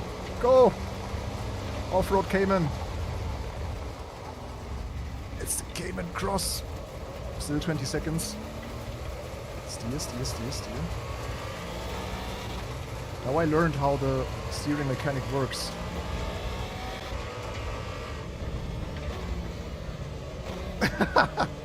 Left, left, left. We got this, we got this. We did not win the race, by the way. I think the leader is just out of the session already. But we made it to second place. It says finish first, but I doubt it. I think it's still first. Whew. Okay, that was quite scary. Let's look at the car. Oh yeah. I think technically we would have lost. Maybe what's happening with the front right? It's like heated up, crazy. So maybe it's just locking. The front right tires maybe just locking. But something definitely happened.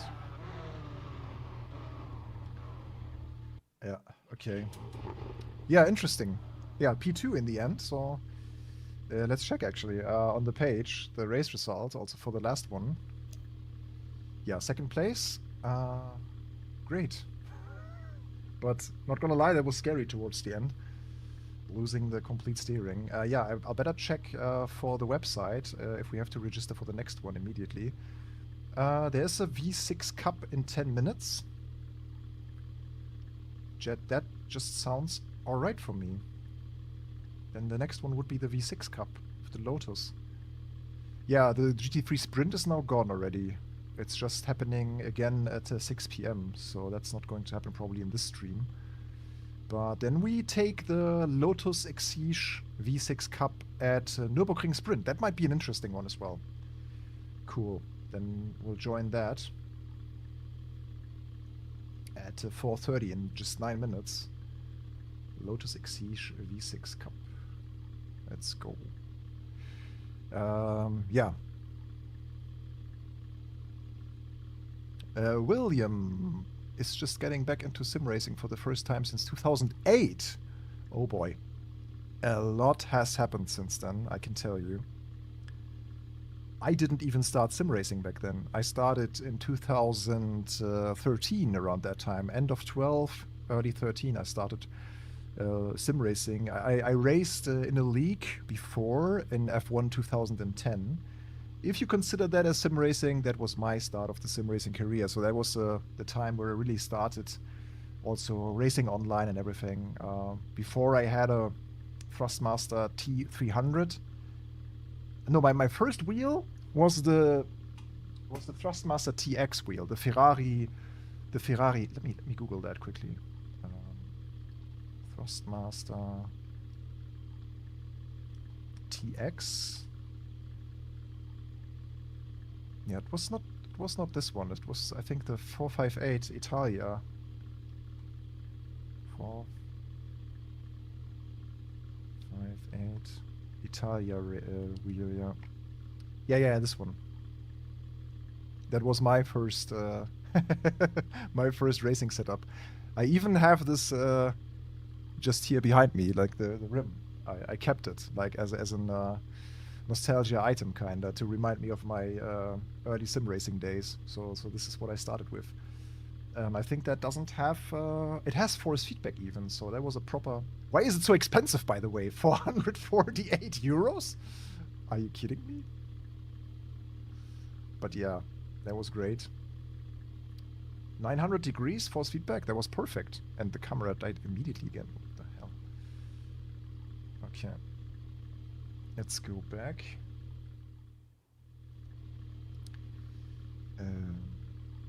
Just a quick drive in the Lotus. Your first wheel was a Sidewinder. Yeah, it's a classic also among many people. So the next track will be Nuerburgring Sprint in the Lotus. Lotus is Exige V6 Cup. Why do I have two of them? They are duplicated. This one has a better spec though, with two-tone exterior. Of course, it's British racing green. Look at this beautiful vehicle. It sounds also great. It has a Camry V6 engine. So that's the next car that we take for a spin here in the daily races. If we go customize, what else can we do? Exterior colors. I think there's a lot that you can order here for your Lotus V6 Cup. That would be a dream car as well, but these are also six figures, I believe, if you would buy one. Especially a V6 Cup that is street legal. But yeah, great car, even though for what you get, it's quite simplistic, also from the interior standpoint. But almost any color does suit this car well. It's also remarkable. I wonder what color the car in the race will have. They will all have the same color. That's what I know. Confirm. Let's start the session. Okay. Time 5 minutes. Okay, so we can take 2 laps quickly here as a little practice before the race.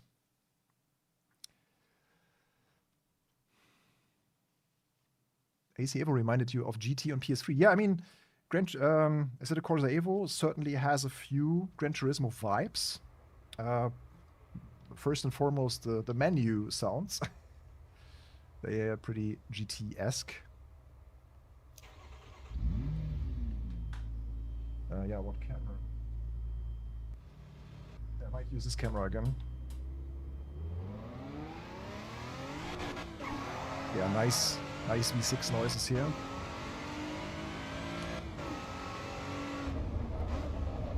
So we have ABS.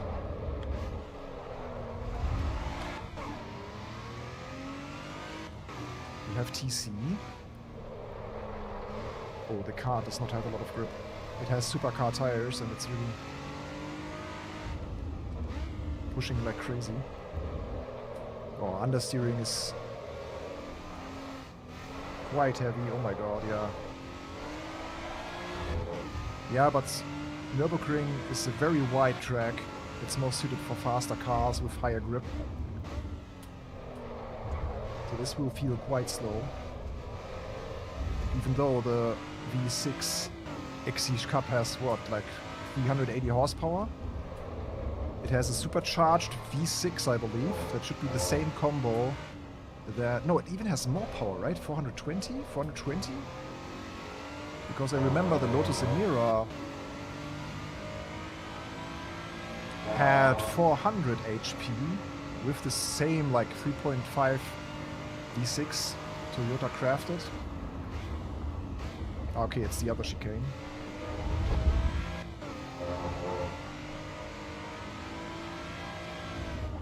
Good to know. Can we do one more? Yeah.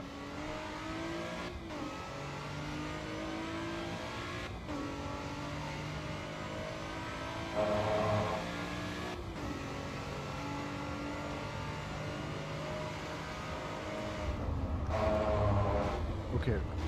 I overestimated the braking capabilities of this car quite a lot. Okay, this will be more tricky than I thought it would be.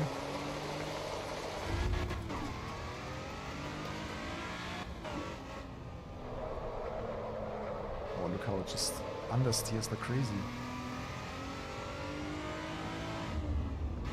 Gotta check if there's another tire option available. Because this tire is just not capable. Holy.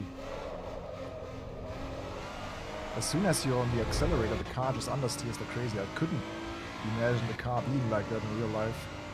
Not even with semi-cover tires.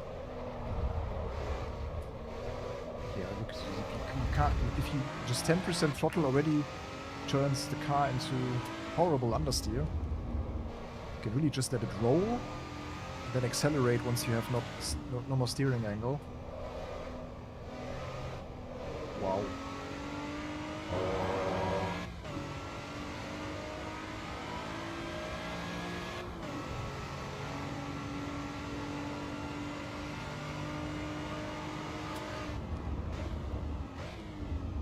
So the braking takes ages. It's just the tire that can't keep up with the performance of the car. I think this really needs slicks. I just need to test the braking zone one more time. We still have a minute. Just this like T1 braking is really critical.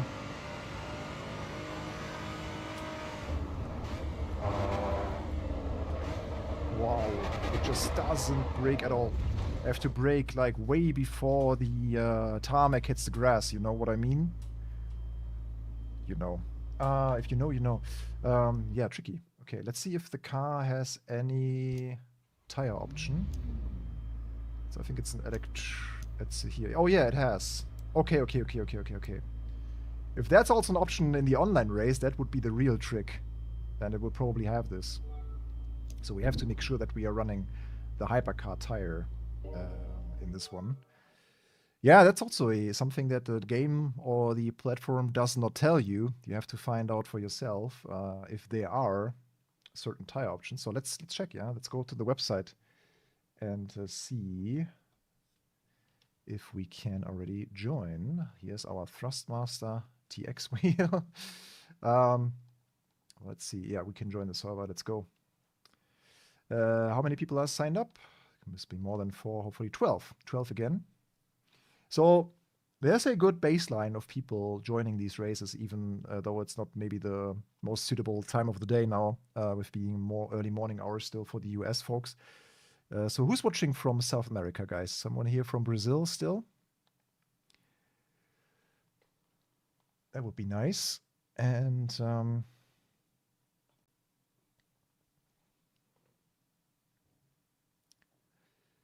so, Skitzer, you were the one who returned to sim racing, right? So, what did you start with now? AC?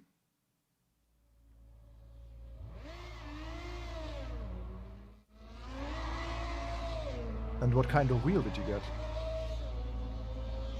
Okay, let's see if we can also choose. Yeah, so for this race, the Lotus Exige V6 Cup, make sure to take the hypercar tires. They will be much better, hopefully, than the supercar tires.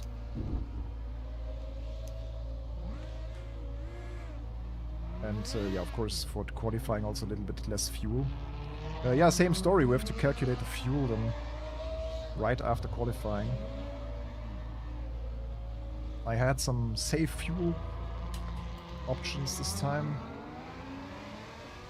So let's hope that my math skills will once again help me. Yeah, night and day difference already. In the first braking zone, even though we have cold tires, it's already way better. Will this secret little trick help us to win this race? Do others know about this? Probably yes.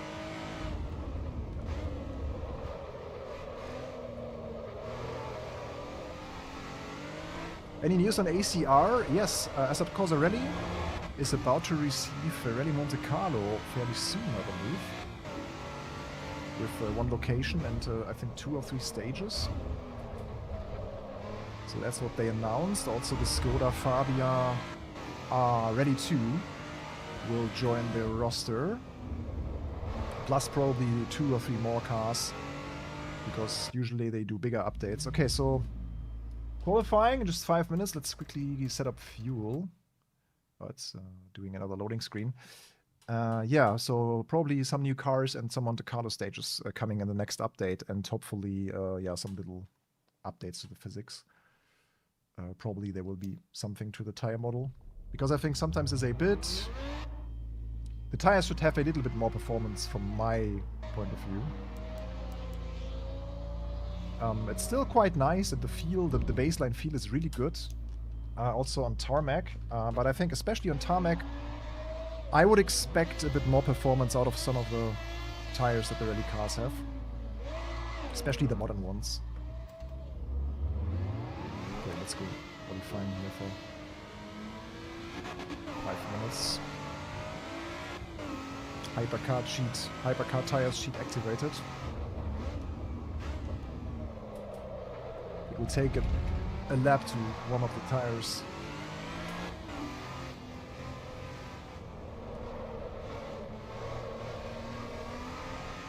By the way, tomorrow, guys, it's Limo Ultimate again. So around the same time, like in the afternoon hours, I will, or my afternoon hours at least, I will do the new LMU daily races. So that's planned to be a recurring format now, kinda. Every week, if I have the time, if I'm around, if there's nothing more important happening, where we have to prepare videos and stuff of big news, then this will be the standard format for the next few weeks. I want to try that now. Daily racing the new combinations in AC EVO and LMU at the beginning of the week. That might be quite nice and fun. Also to interact with you guys. And check out new stuff. Yeah, look how quickly the tire goes up to temps. 100 meter board. Yeah, crazy good performance on this tire compared to the other one.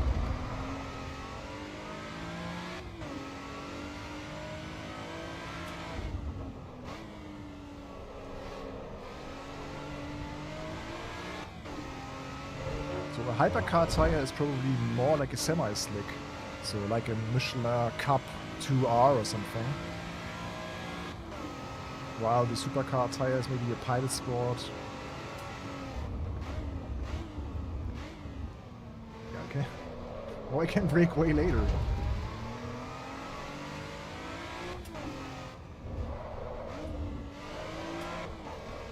Yeah, it bites just way earlier.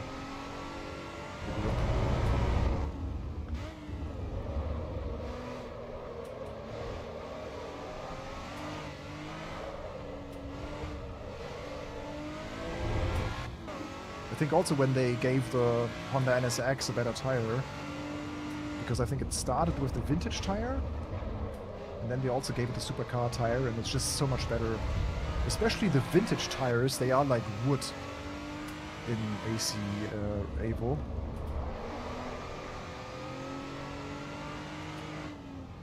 Yeah, this car is very easy to control, like how it rotates around the center with its mid-engine layout. Very easy to learn, but hard to master. Yeah, this is someone on supercar tires, probably. Yeah,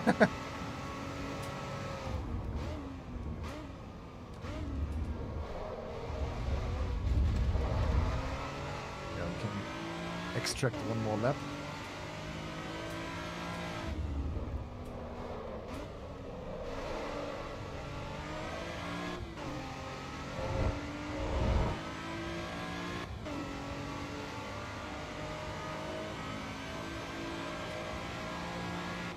For now.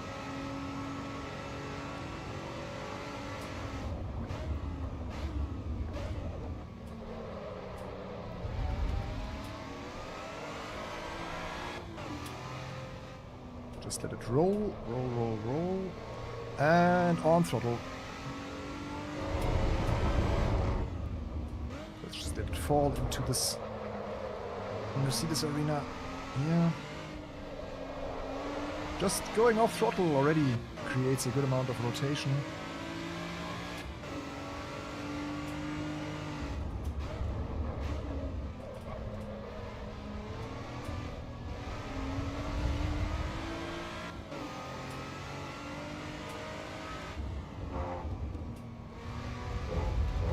all the track.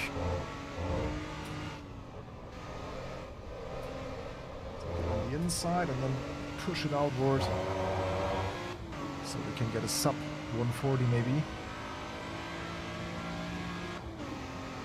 Yeah, okay, so more people seem to have the hypercar tire mounted now.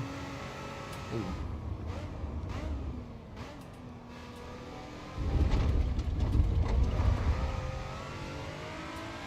Yeah, second lap was a bit better. Also had a bit more grip.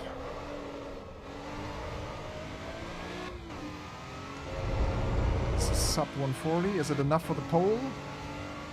It is not. P3. Good enough. Okay. Yeah, how much fuel is the question? 2 liters per lap.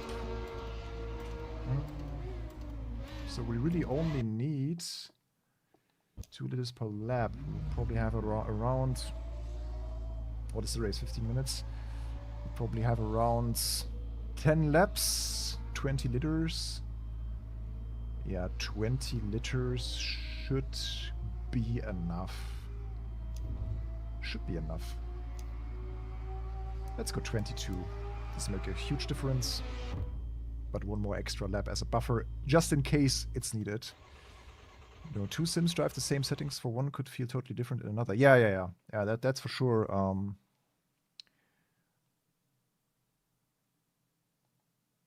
Okay. Hope it works with the session. Yeah, everything went flawless here for the 3rd time in a row. Pretty good. Yeah, setup should still be there. 22 liters, hypercar tires. Perfect. This is what you want to see.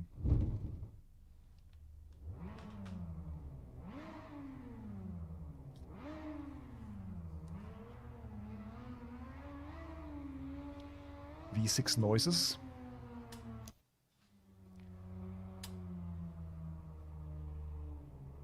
Okay. P3 out of 11.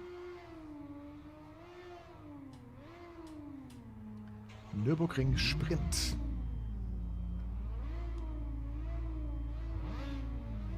Let's go.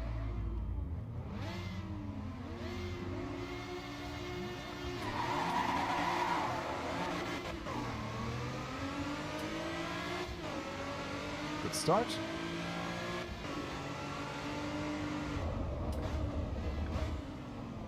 Every online lobby's nightmare, T1, survived.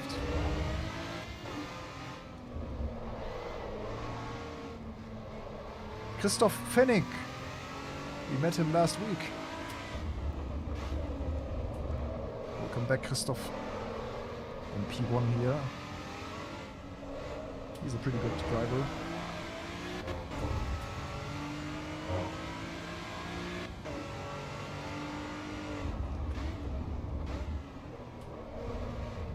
Knows exactly what he's doing.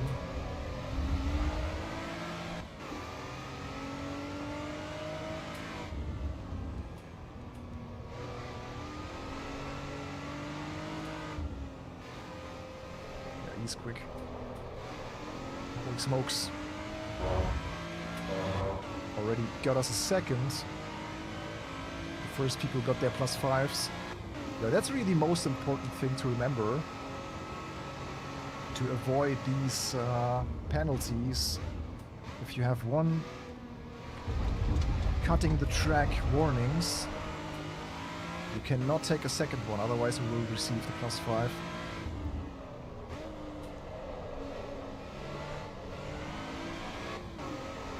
You received the first one, just be very careful. Oh, he's already got the 140 with cold tires even. No way.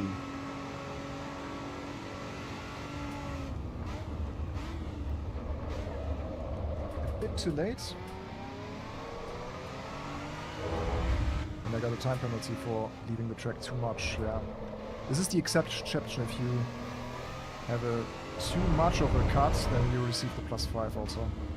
That's very unfortunate. Didn't know that.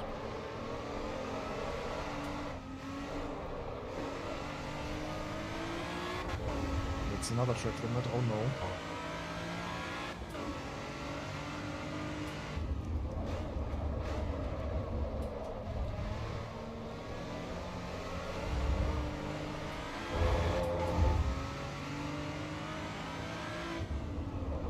This tire feel, this floaty feel does not really fit my driving style, gotta be honest. Don't know really when to push, how much I can push, how will the car react. It's really hard. You have to be very patient with this kind of style.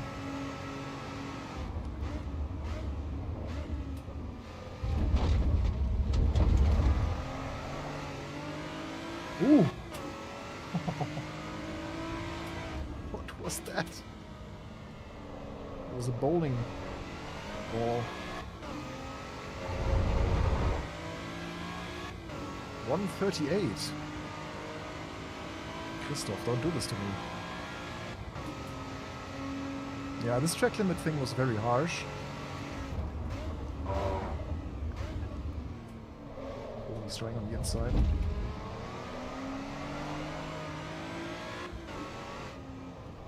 Look, you have to be so patient to not overdrive the car in these long left-handers and such. Also here, don't really know where to put my nose, as the car is just immediately understeering into Nirvana. Now I'm surrounded by 2 other cars, but I got the +5, so I just let them take the spot. Maybe I can learn from their line a little bit. Constantly sliding.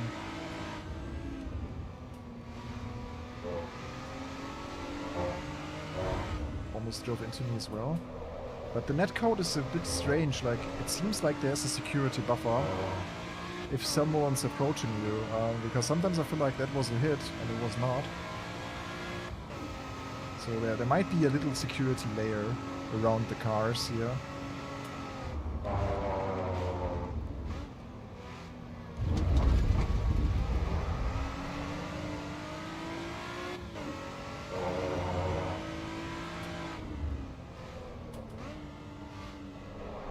Corner entry speed and in general corner speed has to be slower than you would expect, because we all have this, especially on a very well-known track like this, we all have this feel for how it feels in a GT3 car, and it just doesn't.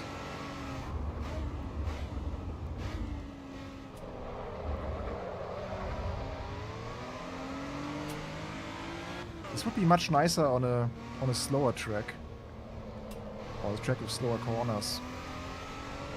Laguna Seca, for example, I could imagine this would fit a bit better. Because the Mercedes Arena alone, that just benefits the understeering so much if you have a tire that is not as potent.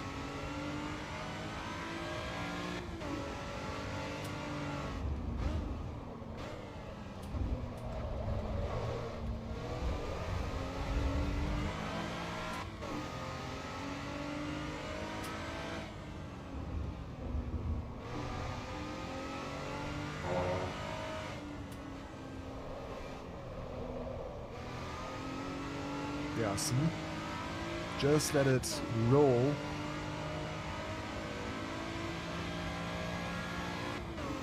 Always helps massively.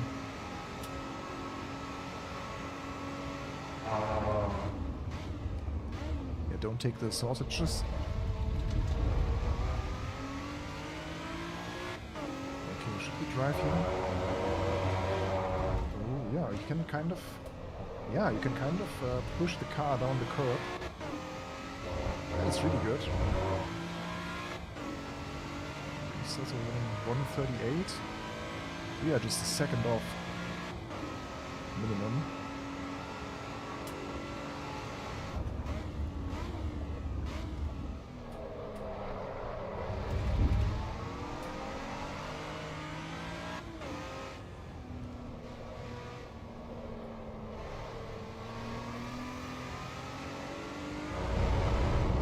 I will say this V6 Cup will not prepare you for any other driving racing cars, like it will not prepare you for a GT3, it will not prepare you for a hypercar.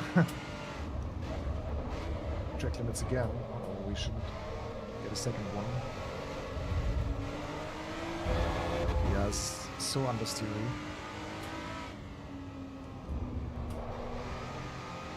Hello, nature. Good to see you. Maitre Dudule. Where are you from? Wow, we lose the position. But it's fine. P4 seems to be safe for now. 57 minutes on the clock. Even the space. Nice backing off.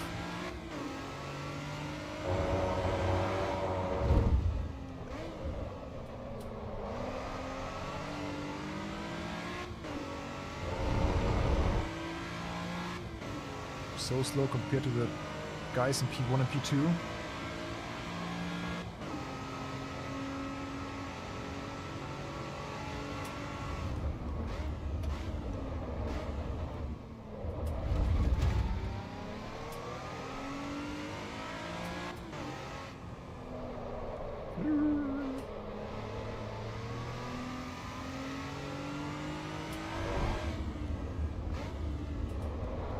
Yeah. Oh. Sliding. But a little bit of that slip angle noise is good. You see, I still increased my lap quite a bit. So it's just the right amount of slip angle that you have to surf on, kind of.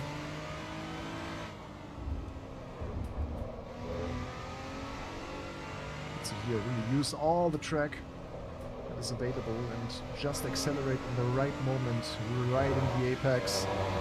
That was a quite nice lap, I hope. But yeah, very gentle driving, very patient driving in this. Avoiding the sausages here. Not a every course, like it still works if you run a little bit over it.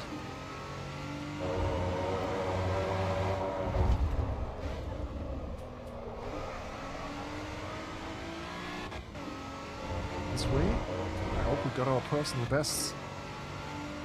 Yeah, 1:38.9 at least. So we're getting quicker. So at least a little bit of progress. Final 5 minutes of running.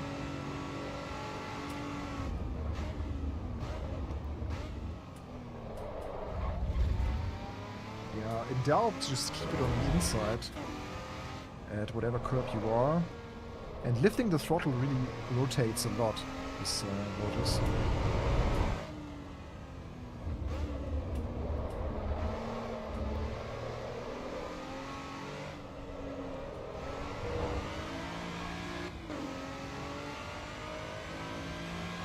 Yeah.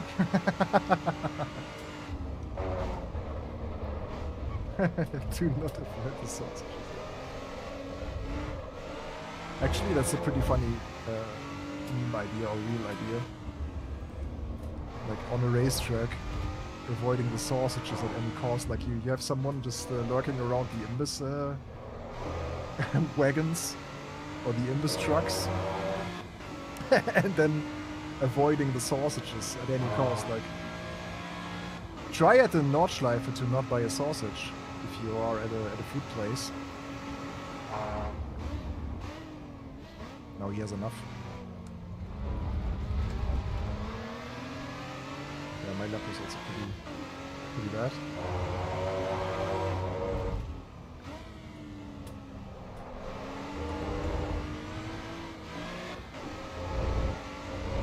Looks like our fuel decision was this time not as conservative as we thought it would be. There's 7.4 left, so we can do 3 more laps. I think we just nailed it with our fuel decision.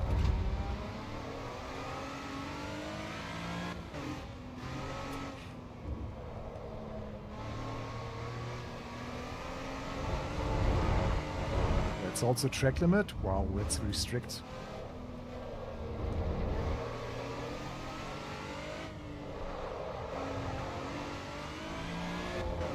Yeah, this combo, not my favorite. I just don't like the way this car drives. I prefer more precise, on-point action with a tire that you can rely on. And this tire just feels so dead. Even though it's the hypercar tire.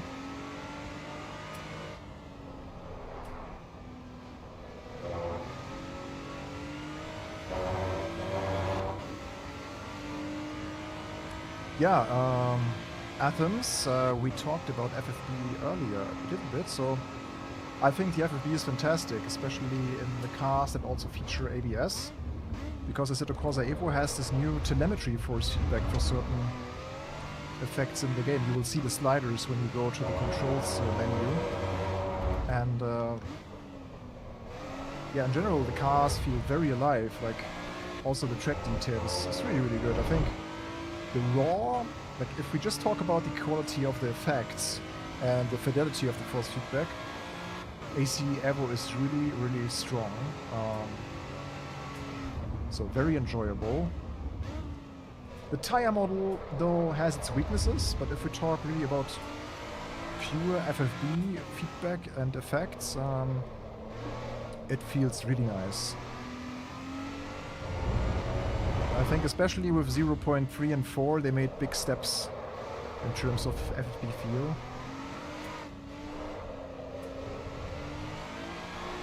It's usually also very enjoyable to just drive street cars or road cars, not only race cars. Even though this is a really bad example now, I agree. But yeah.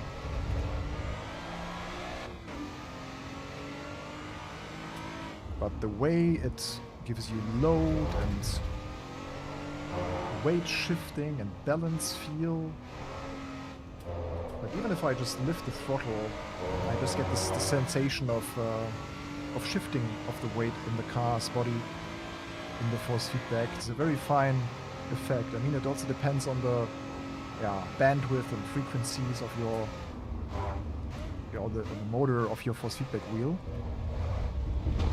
So it will probably feel a bit more flat on a weaker wheelbase. So I've got the best of the best here with the Syndicate 3. One of the best actually.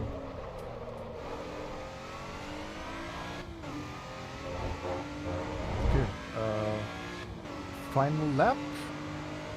I think we just nailed it with the fuel, really. 3.3 liters left.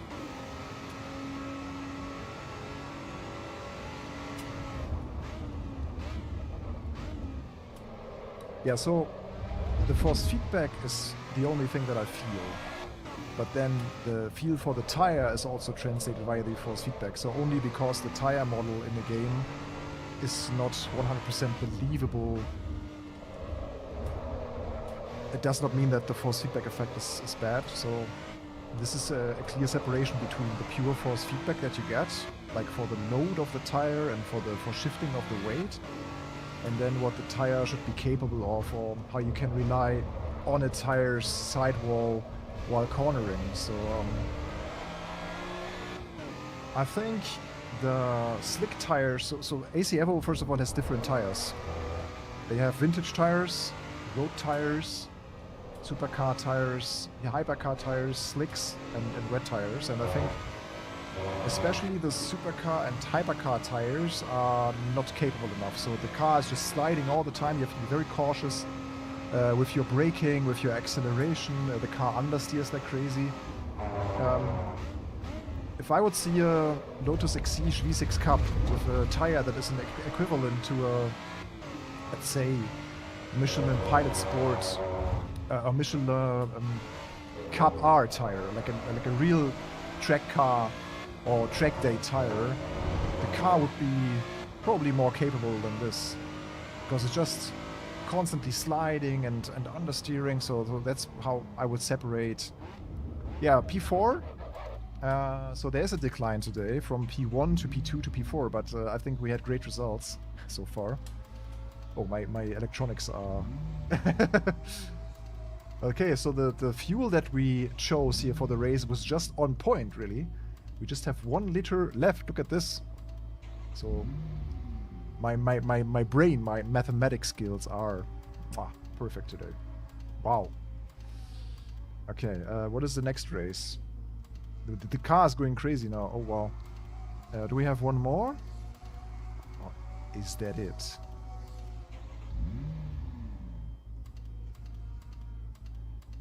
Yeah, I was hoping for the for the GT3 race, but I think it's only at 6 p.m. So I won't do that today. Yeah, I think we saw enough today, right? We had a good fight, some great races, especially the first one in the Dallara Stradale was a great one. Like, if you want to rewatch that, I would highly recommend you to do so in the VOD of this live stream. So yeah. But yeah, we had some good fun today. So here again, you can see on acevo.gg, you can see all the different races. And again, like if you asked for what is the question in today's stream about, it was this, yeah, just the reaction to the announcement of the schedule that confused me a bit, because people seem to be really upset. Like, meanwhile, 44 thumbs down, crying smileys, facepalm smileys, being tired smileys, and yeah, puking. And yeah, I don't know why people here in the Discord are so toxic about this, but yeah, that's what it is. And that was the question here in this title today, if you joined it a little bit later. So you also know. Yeah, otherwise, let's see. Meanwhile, did something happen here in the world of racing and sim racing? Super Wooden Rally Edge, a title that I yet have to test. Didn't have the time yet, but it's really a game made for me, kinda. So I really have to test this. It looks really, really good. Yeah, otherwise, that's overtake.gg, our website. In case you didn't know, that's your #1 source to go. This should be in your bookmarks pretty much. And you should surf there every day to learn about the latest news around your favorite racing games and sim racing titles. So, yeah, there seem to be a few announcements here for Rennsport. Race Room had a little server outage during the Daytona event. So that's the news from this, yeah, earlier today. So for the start of the week here. Yeah, and you can become premium member. So there are a few community benefits like sim racing deals. Let's see if we have an actual giveaway right now. Not at the moment, but as you can see, as a premium member, you get some good codes, some overtake discount codes, and yeah, we also have some nice giveaways here sometimes. We even had around Christmas. Has the winner claimed, by the way, the steering wheel? That's something I have to find out with René after the stream. Because the guy that won the AMG wheel didn't get back to us for, I think, 2 weeks. So we sent him a notice. Please message us. So I hope he will be able to claim it. I mean, he won a 7,000, not 7,000, but 2,700 euro steering wheel, and he hasn't claimed it yet. I hope he, in the meanwhile, did, but yeah. And then the Falcon Porsche. We had 2 of them going to lucky winners. One even has gone to the US. Shipped it to the US. One of those, yeah. Thank you, guys. It was good fun today as well. Any other questions? Race department, yeah. Overtake is race department, basically. So, yeah. Yeah, the netcode was a bit questionable indeed sometimes. Sometimes I felt like people would run into my bag and they kind of got softened out. Yeah. Still, I wonder how the online racing in AC Evo will develop in like 0.5. Okay, guys, great. Hope you enjoyed this today. It was a pleasure. We had some great races again. Can't wait for tomorrow's LMU races. So we'll run some hypercar, maybe GT3. Let's see what the track and car combinations are like tomorrow for WEC experience. Can't wait to be back in the hypercar. That's really my favorite driving right now is really the hypercars in LMU. Love them. This is where I'm also a little bit afraid of the update that they are going to run for the tires. I hope it will still be fun as it is. Okay, guys. But now we have more people joining the live stream, more and more people. So maybe we should do another one. It's great to end on a high note, but also not. So maybe let's see if we can get one more race here for today. A little, how we say in Germany, a little Absacker. Yeah, let's go for the Caterham in Brands Hatch Indy, okay? That's our final race here. A little 6-lap banger. Caterham Academy, it's always a good one. Let's hope that more people register than just the 2 that we see now, but in the last one there were 12 already. So let's go here. In 7 minutes, so I can quickly go on a little test drive. Caterham Academy in Brands Hatch Indy. Sounds like a, yeah, Absacker versus Absucker.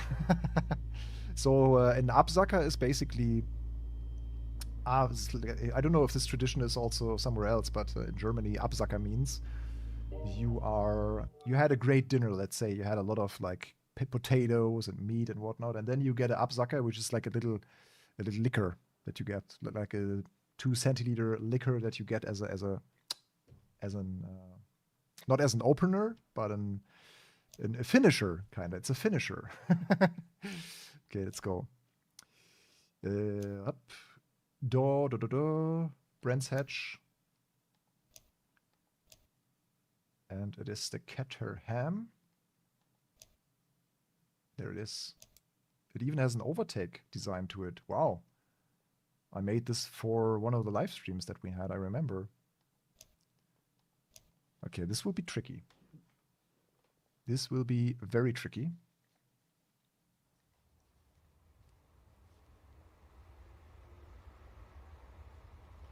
So maybe we can turn the trend now from winning the first race, being second in the second race, being fourth in the third race. Hope we can get back on the podium for this one. I should show you the car.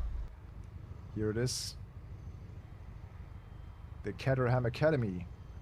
Great beginner's car. Like it's pretty hard to drive, like balance-wise. Doesn't this look cool? Like this exhaust. It's the 4 individual pipes from each cylinder, I believe. Going into this exhaust here.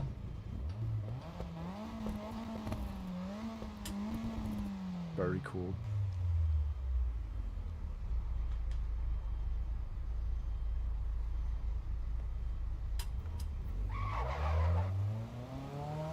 Pretty quick, this thing.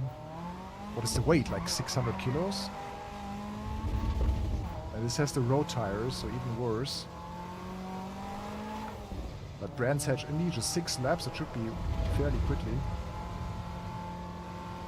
And the steering wheel is on the right side. Oh my god. It's the proper UK experience we're going to have here.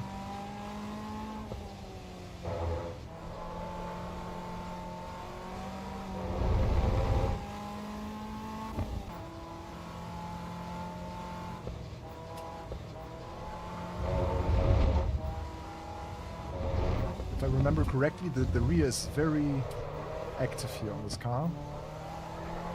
Oh, yeah. This will be dangerous. Chaos emerge.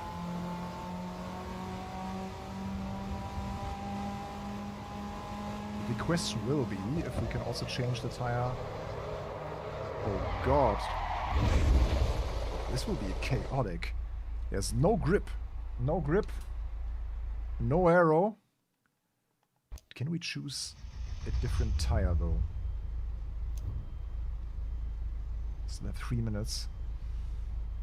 No, it doesn't seem so. It's road tires or die. Okay, we'll take it. That's pretty cool. Then we've done this time 4 out of 7 daily races. We are only missing the Deltas, the EVO 2 Mercedes, and the GT3. The Lancia Deltas, I don't know on what track they are running. Bonnet view. But that's terrible. No. Cockpit or nothing.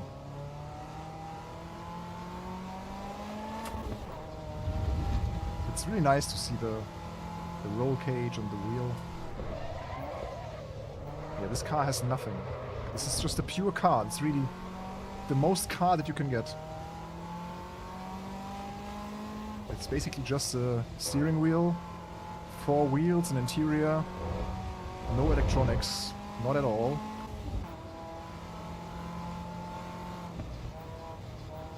To the UK guys, by the way, anyone watching here from the UK, if you have a shifter set up, do you have the shifter mounted on the left side? Yeah, probably yes, right?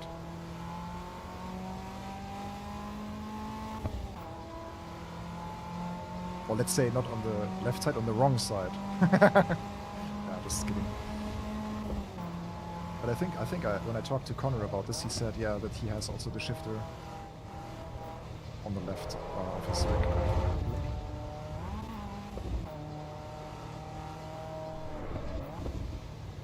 But that completely changes how you enter a rig and how you build a rig.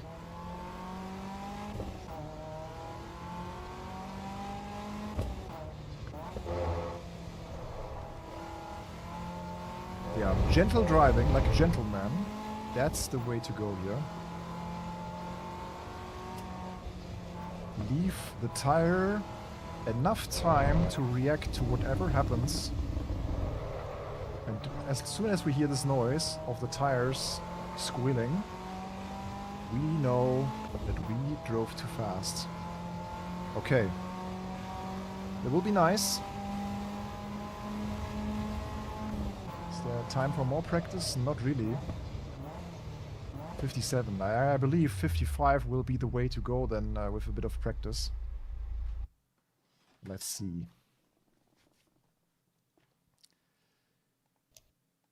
The Caterham Academy. Yeah, this is where you truly learn driving, I can tell you.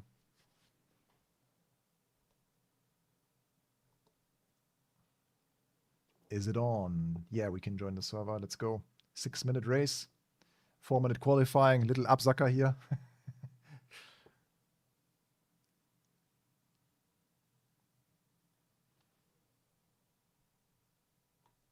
Because I just realized that we have like a bump in viewership. That would be so sad to just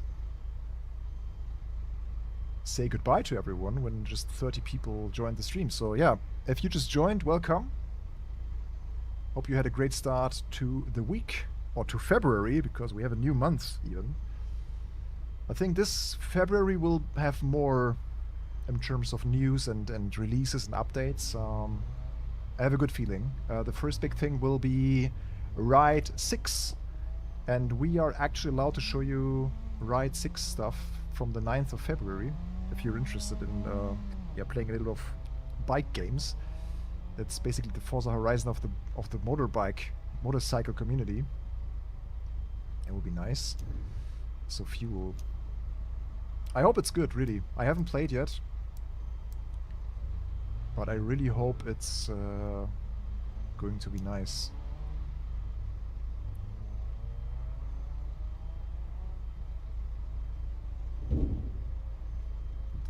Is it worth driving out of the pits? I don't think so. Let's just instead take a look at the car here. It's floating.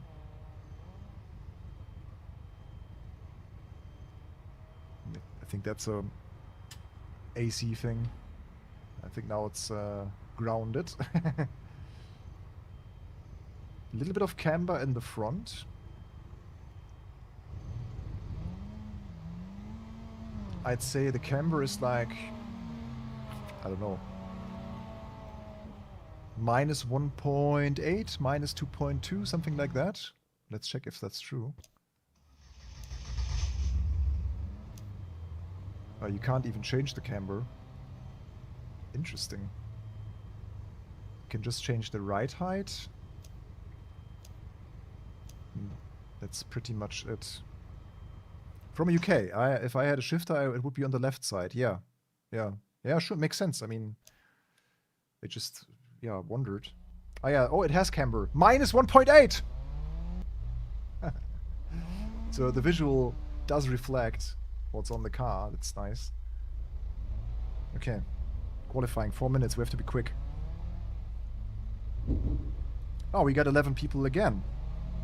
So, good competition. At least. But yeah, thank you. TK Tiger Cat for letting me know. Has anyone out there been driving a Caterham?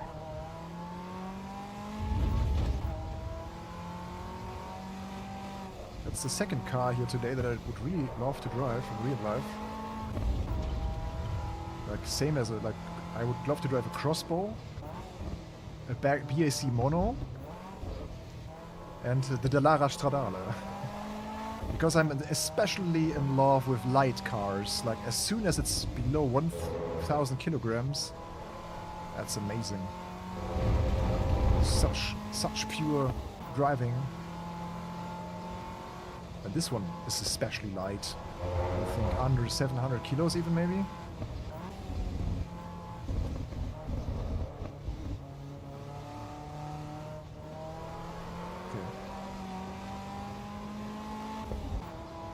Attack mode.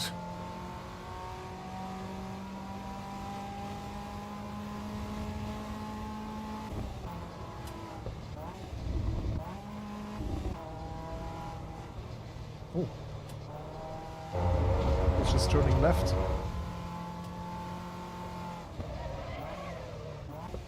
Yeah, you have to be very sensitive on the brake. No ABS means just slightly on the brake, very slightly.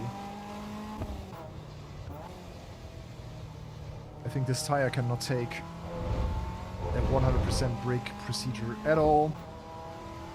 Don't stand in my way. Don't stand in my way. Yeah, great. If you are off track and your lap is invalidated, why would you just stand in the way of people?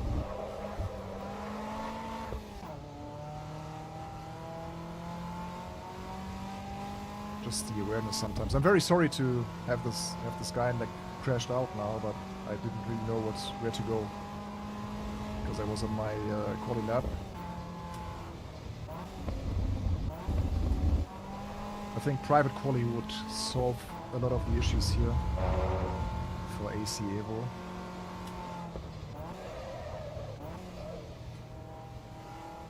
Especially since the lobbies are still so small with such a wide skill range. Just frustrates everyone. The faster drivers because they are more. Oh yeah, track warning. Maybe I have one more.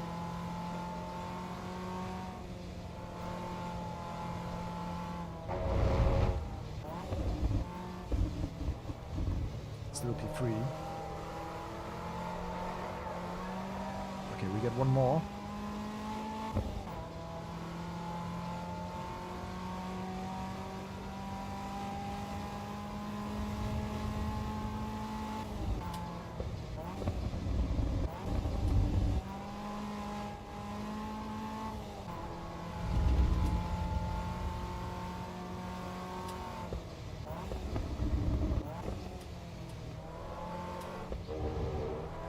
Again.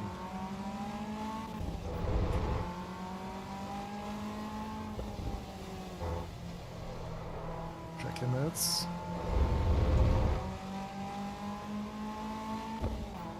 Oh, come on. Oh, please, no. Oh, guys. Didn't he also spin and was out of track? Like his lap was invalid anyways, right? Why would you just stand in the way of people? Ah, frustrating. But okay, we are still P3, so all good. Back to pit lane. Yeah, I think we have the potential to go at least top 3 this time. But that was a bit unfortunate.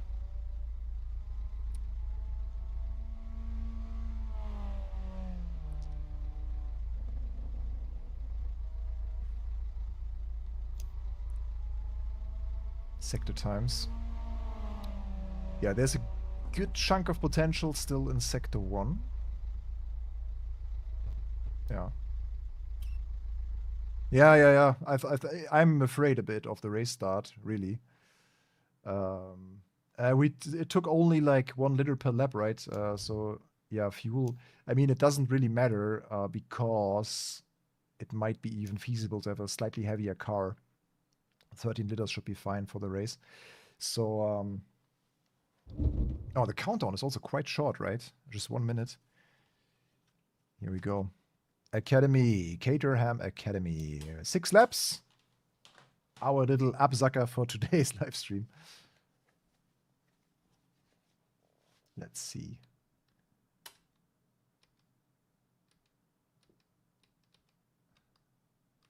Okay. Nothing to do in this car. I can change the brake balance. Brake bias. Turn 2 is the end? You mean under the bridge? Might be. Okay.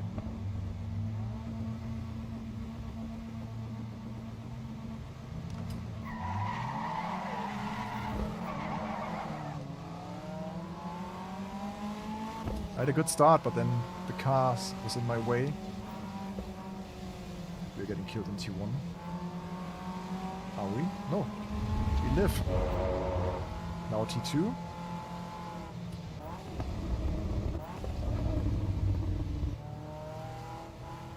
We're alive. But one guy spun, but he did not hit me, right?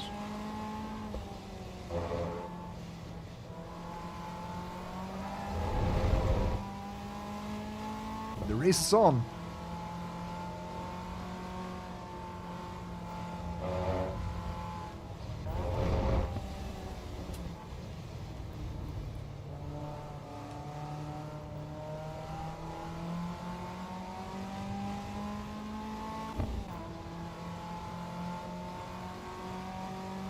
Podium is safe. Love you, Tayson. You are so optimistic every time.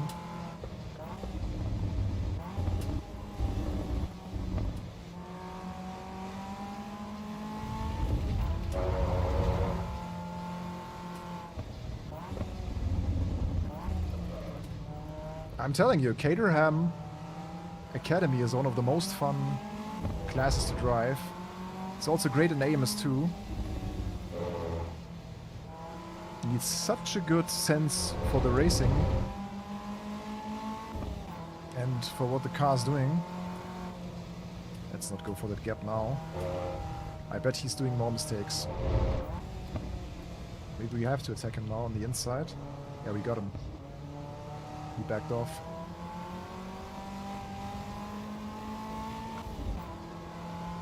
He felt our superiority.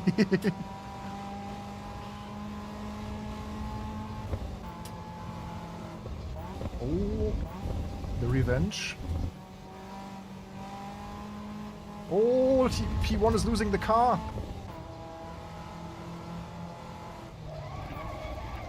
Blocking the front. Ooh. Yeah, you can quickly lose it, like in a split second if you are not aware. Oh, we are leading.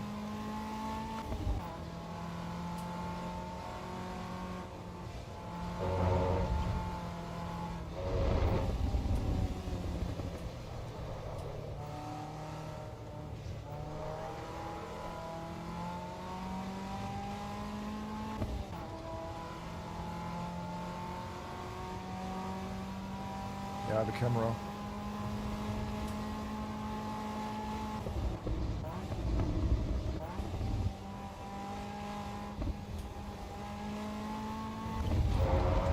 Really have to fix this for tomorrow with the camera. Quite annoying. I mean, it's not super important to see my face every time, right? But having a black square on screen is also kind of pointless.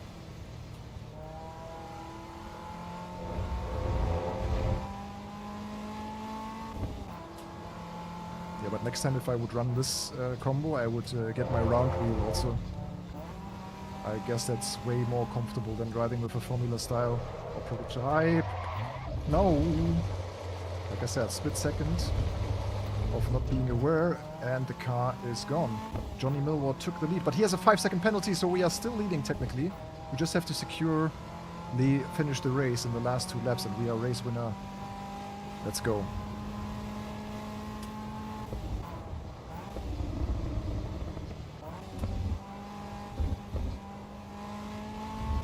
Just need to stay within the 5-second gap.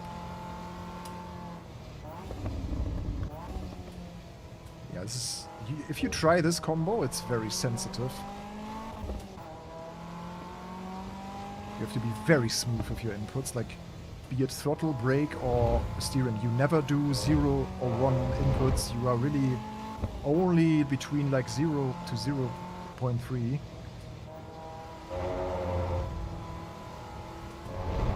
While engaging throttle, brake, and steering in corners. Like you can see my inputs always in the tachometer. If you didn't know, there's a telemetry kind of for braking and throttle. The green bar next to the RPM is the throttle, and the red bar that you will see in a second is the brake. And you can see how slightly I am on the brake just to stabilize the front end. Also here, it's just maybe 50 to 60% initially, and then trailing down to 0 slightly. It's all about giving the tire the time to react.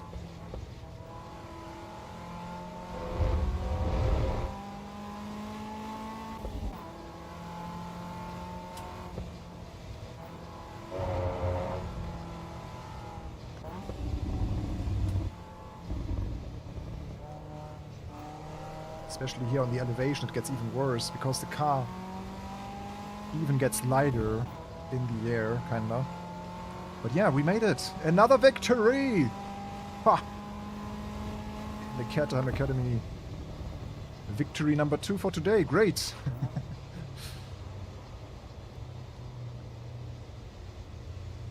Ooh, GG. In ACEVO, is there a way to penalize bad drivers and put them in different from every... Yeah, there is a... We can look at the website and the system in a second. Just also to analyze today's results, kinda. But yeah, there is a safety rating. But with the current race participation, it's not like you have a ton of splits yet, so... I think the later in the day you have more people driving and you might have different splits, but there is safety and a ranking, I believe. Johnny asking why the tire is not warming up. Yeah. So yeah, this is another victory here today in the Caterham. Nice one. Yeah, let's check the website quickly and let's see how the daily racing system works here for Assetto Corsa EVO. So let's go to my results. So that was today's races. So here's the results, for example, for the first race in the Dallara Stradale. So you also get your votes, like clean votes, and yeah, maybe I will bring this up as a full screen because you can't see the edges, so this way you should be able to see it a bit better. Second camera also off, so this way it should be better. So here you see, this is how so you can vote for people. You have, I think, 3 votes or a number of votes per race. So I could now give a clean vote to certain people here, and this way you receive this like safety value somehow. And this here is basically your skill level. So 2500 is my current MMR in Assetto Corsa EVO. I zoom this in a little bit so you can see it. I just wonder how I can vote now. So how can I vote for people? Let's go back to our profile. Daily racing. No results. Shouldn't I also be able to give people my vote? Yeah, whatever. So here we gained 57. Oh, I think on the Bathurst race, we would have very bad voting because we crashed into one guy on the mountain. Let's see, that was the second place here. Results. Yeah, we 100% got a downvote. Oh no. Yeah, I got 2 downvotes. Here I can vote. No? No, I can't. Don't know why I cannot vote, but this is how it works. Basically, you get clean votes and crashy votes. Yeah, the Absucker was good. Ah, Elise, you were in the same race. Nice. And you should be able to see also someone's overall voting, no?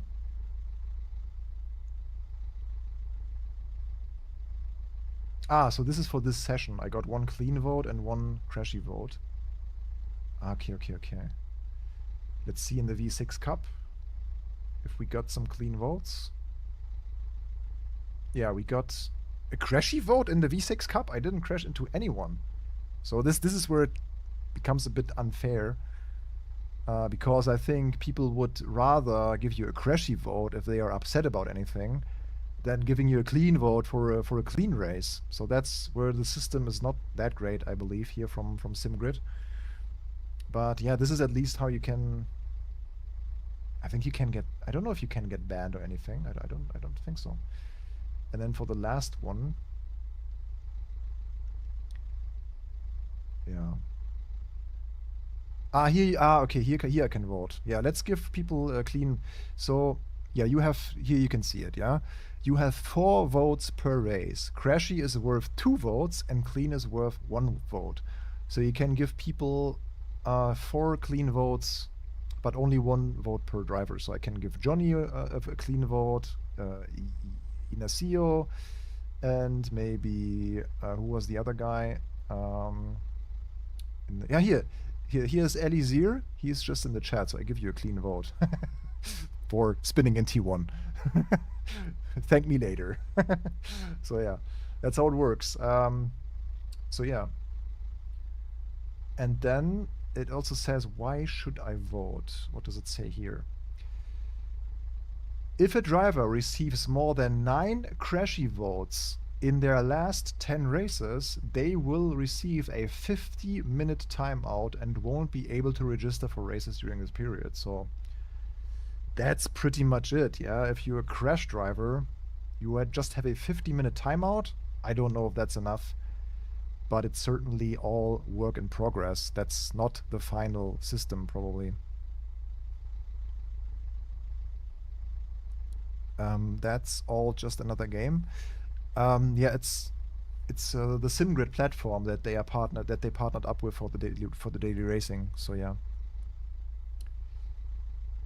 voting closes after a short while. Yeah, I see. Okay, so I just forgot to vote for the last races.